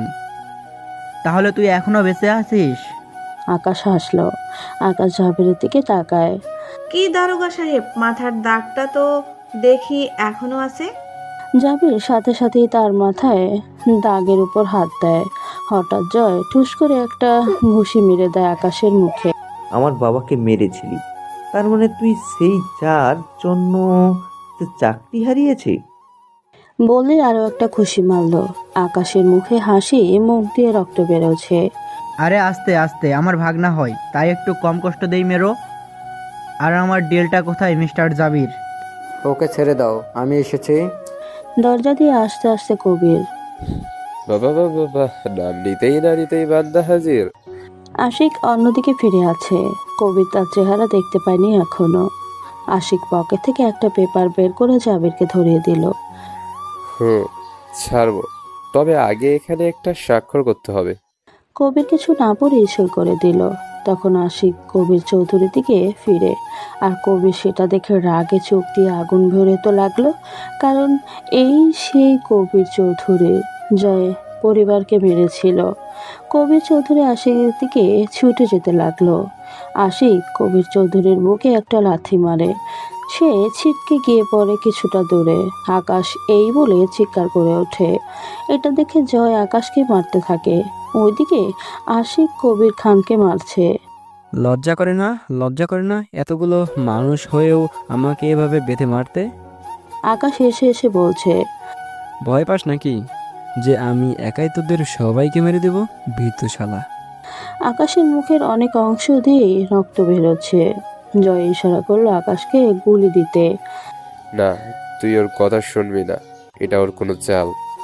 জয় কবির চৌধুরীর সামনে গেল, তার হাতে একটা ছুরি। এখান থেকে হসপিটাল 10 মিনিটের পথ। কুচ করে কবির চৌধুরীর হাত ধরে হাতের শিরা কেটে দিল। পারলে তোর বাবাকে বাঁচিয়ে দেখা, 15 মিনিটেই শেষ। আকাশ যেন স্থির হয়ে গেল। কবির চৌধুরী তেমন নড়াচড়া করছে না, তবে শ্বাস এখনো আছে। দুইজন ছেলে আকাশকে মারতে আসছে, হাতে ধারালো অস্ত্র। আকাশ একটার বুকে খুশি মারল, অন্যটার গলায়। দুটো শেষ জায়গায়। জয় এটা দেখে অবাক। হঠাৎ করে ঝড়ের বেগে আকাশ জয়ের সামনে চলে আসলো। আমার কাছে সময় আছে, কিন্তু তোর কাছে তো একটুও সময় নেই। আকাশ তার হাতে থাকা ছুরিটার দিকে তাকিয়ে বলল। ছুরি থেকে টপ টপ করে রক্ত পড়ছে। জয় তার বাবা থেকে তাকালো যে সে ঢলে পড়ছে। জয় ছুটে গেল জাবিরের কাছে। সে দেখে তার বাবার গলায় আকাশ ছুরি চালিয়ে দিয়েছে। সামনে তাকায় দেখে আশিকও পড়ে আছে মাটিতে, তার শরীর থেকে রক্তের বন্যা বের হচ্ছে। আকাশ ওই দুটো ছেলেকে মারার পরে তাদের অস্ত্র নিয়ে ছুটে আশিক আর জাবিরের গলায় চালিয়ে দেয়। সাথে আরও অনেকজনকে মেরেছে। জয় তার বাবাকে ধরে চিৎকার করে ওঠে, আর আকাশের দিকে ছুটে আসে আকাশকে খুঁড়ি মারবে। তখন আকাশ সরে গিয়ে জয়কে জড়িয়ে ধরে। জয়ের চোখ বড় বড় হয়ে গেছে। আমাকে মাফ করে দিস। আর হ্যাঁ, আমি কিন্তু ভূত ভয় পাই, তাই আমার পিছু যেন পড়িস না। বলে আকাশ জয়কে ছেড়ে দিল। জয় দেখলো তার বুকে ছুরি ঢোকানো। আকাশ তাড়াতাড়ি তার বড় আব্বুকে নিয়ে সেখান থেকে বেরিয়ে যায় হসপিটালের উদ্দেশ্যে। 3 মাস পর। আকাশ, ওই আকাশ ওঠ, আজকে তোর বিয়ে আর তুই পুরো পুরো ঘুমাচ্ছিস। ওহ যাও তো আম্মু, আমি আজ বিয়ে করব না। ওই কি বললি? কি বললো? না না না না না, তখন আমি বুঝলাম কি বলে ফেলেছি। জাহানারা বেগম, আমার আম্মু, তার অপারেশন সাকসেসফুল হয় আর এখন আমরা একসাথে থাকি। ও হ্যাঁ, আজ আমার বিয়ে মনিরার সাথে। আমাদের জন্য সবাই দোয়া করবেন। তবে কেউ জানে না আমি কে। আর ওই দিনের পর থেকে দেশের প্রায় সবাই একে নামকে বাঘের মতো ভয় পায়। তো বন্ধুরা, কেমন লাগলো আমাদের আজকের এই গল্পটি? আই হোপ আপনাদের কাছে গল্পটি ভালো লেগেছে। যদি ভালো লেগে থাকে তাহলে অবশ্যই চ্যানেলটিকে সাবস্ক্রাইব করে পাশে থাকবেন এবং ভিডিওতে একটি লাইক করে কমেন্ট করে জানিয়ে দেবেন আপনারা কী ধরনের গল্প শুনতে চান। আমি সেই ধরনের গল্প আপনাদের জন্য আনার চেষ্টা করব। তো ততক্ষণ সবাই ভালো থাকবেন, সুস্থ থাকবেন। আল্লাহ হাফেজ।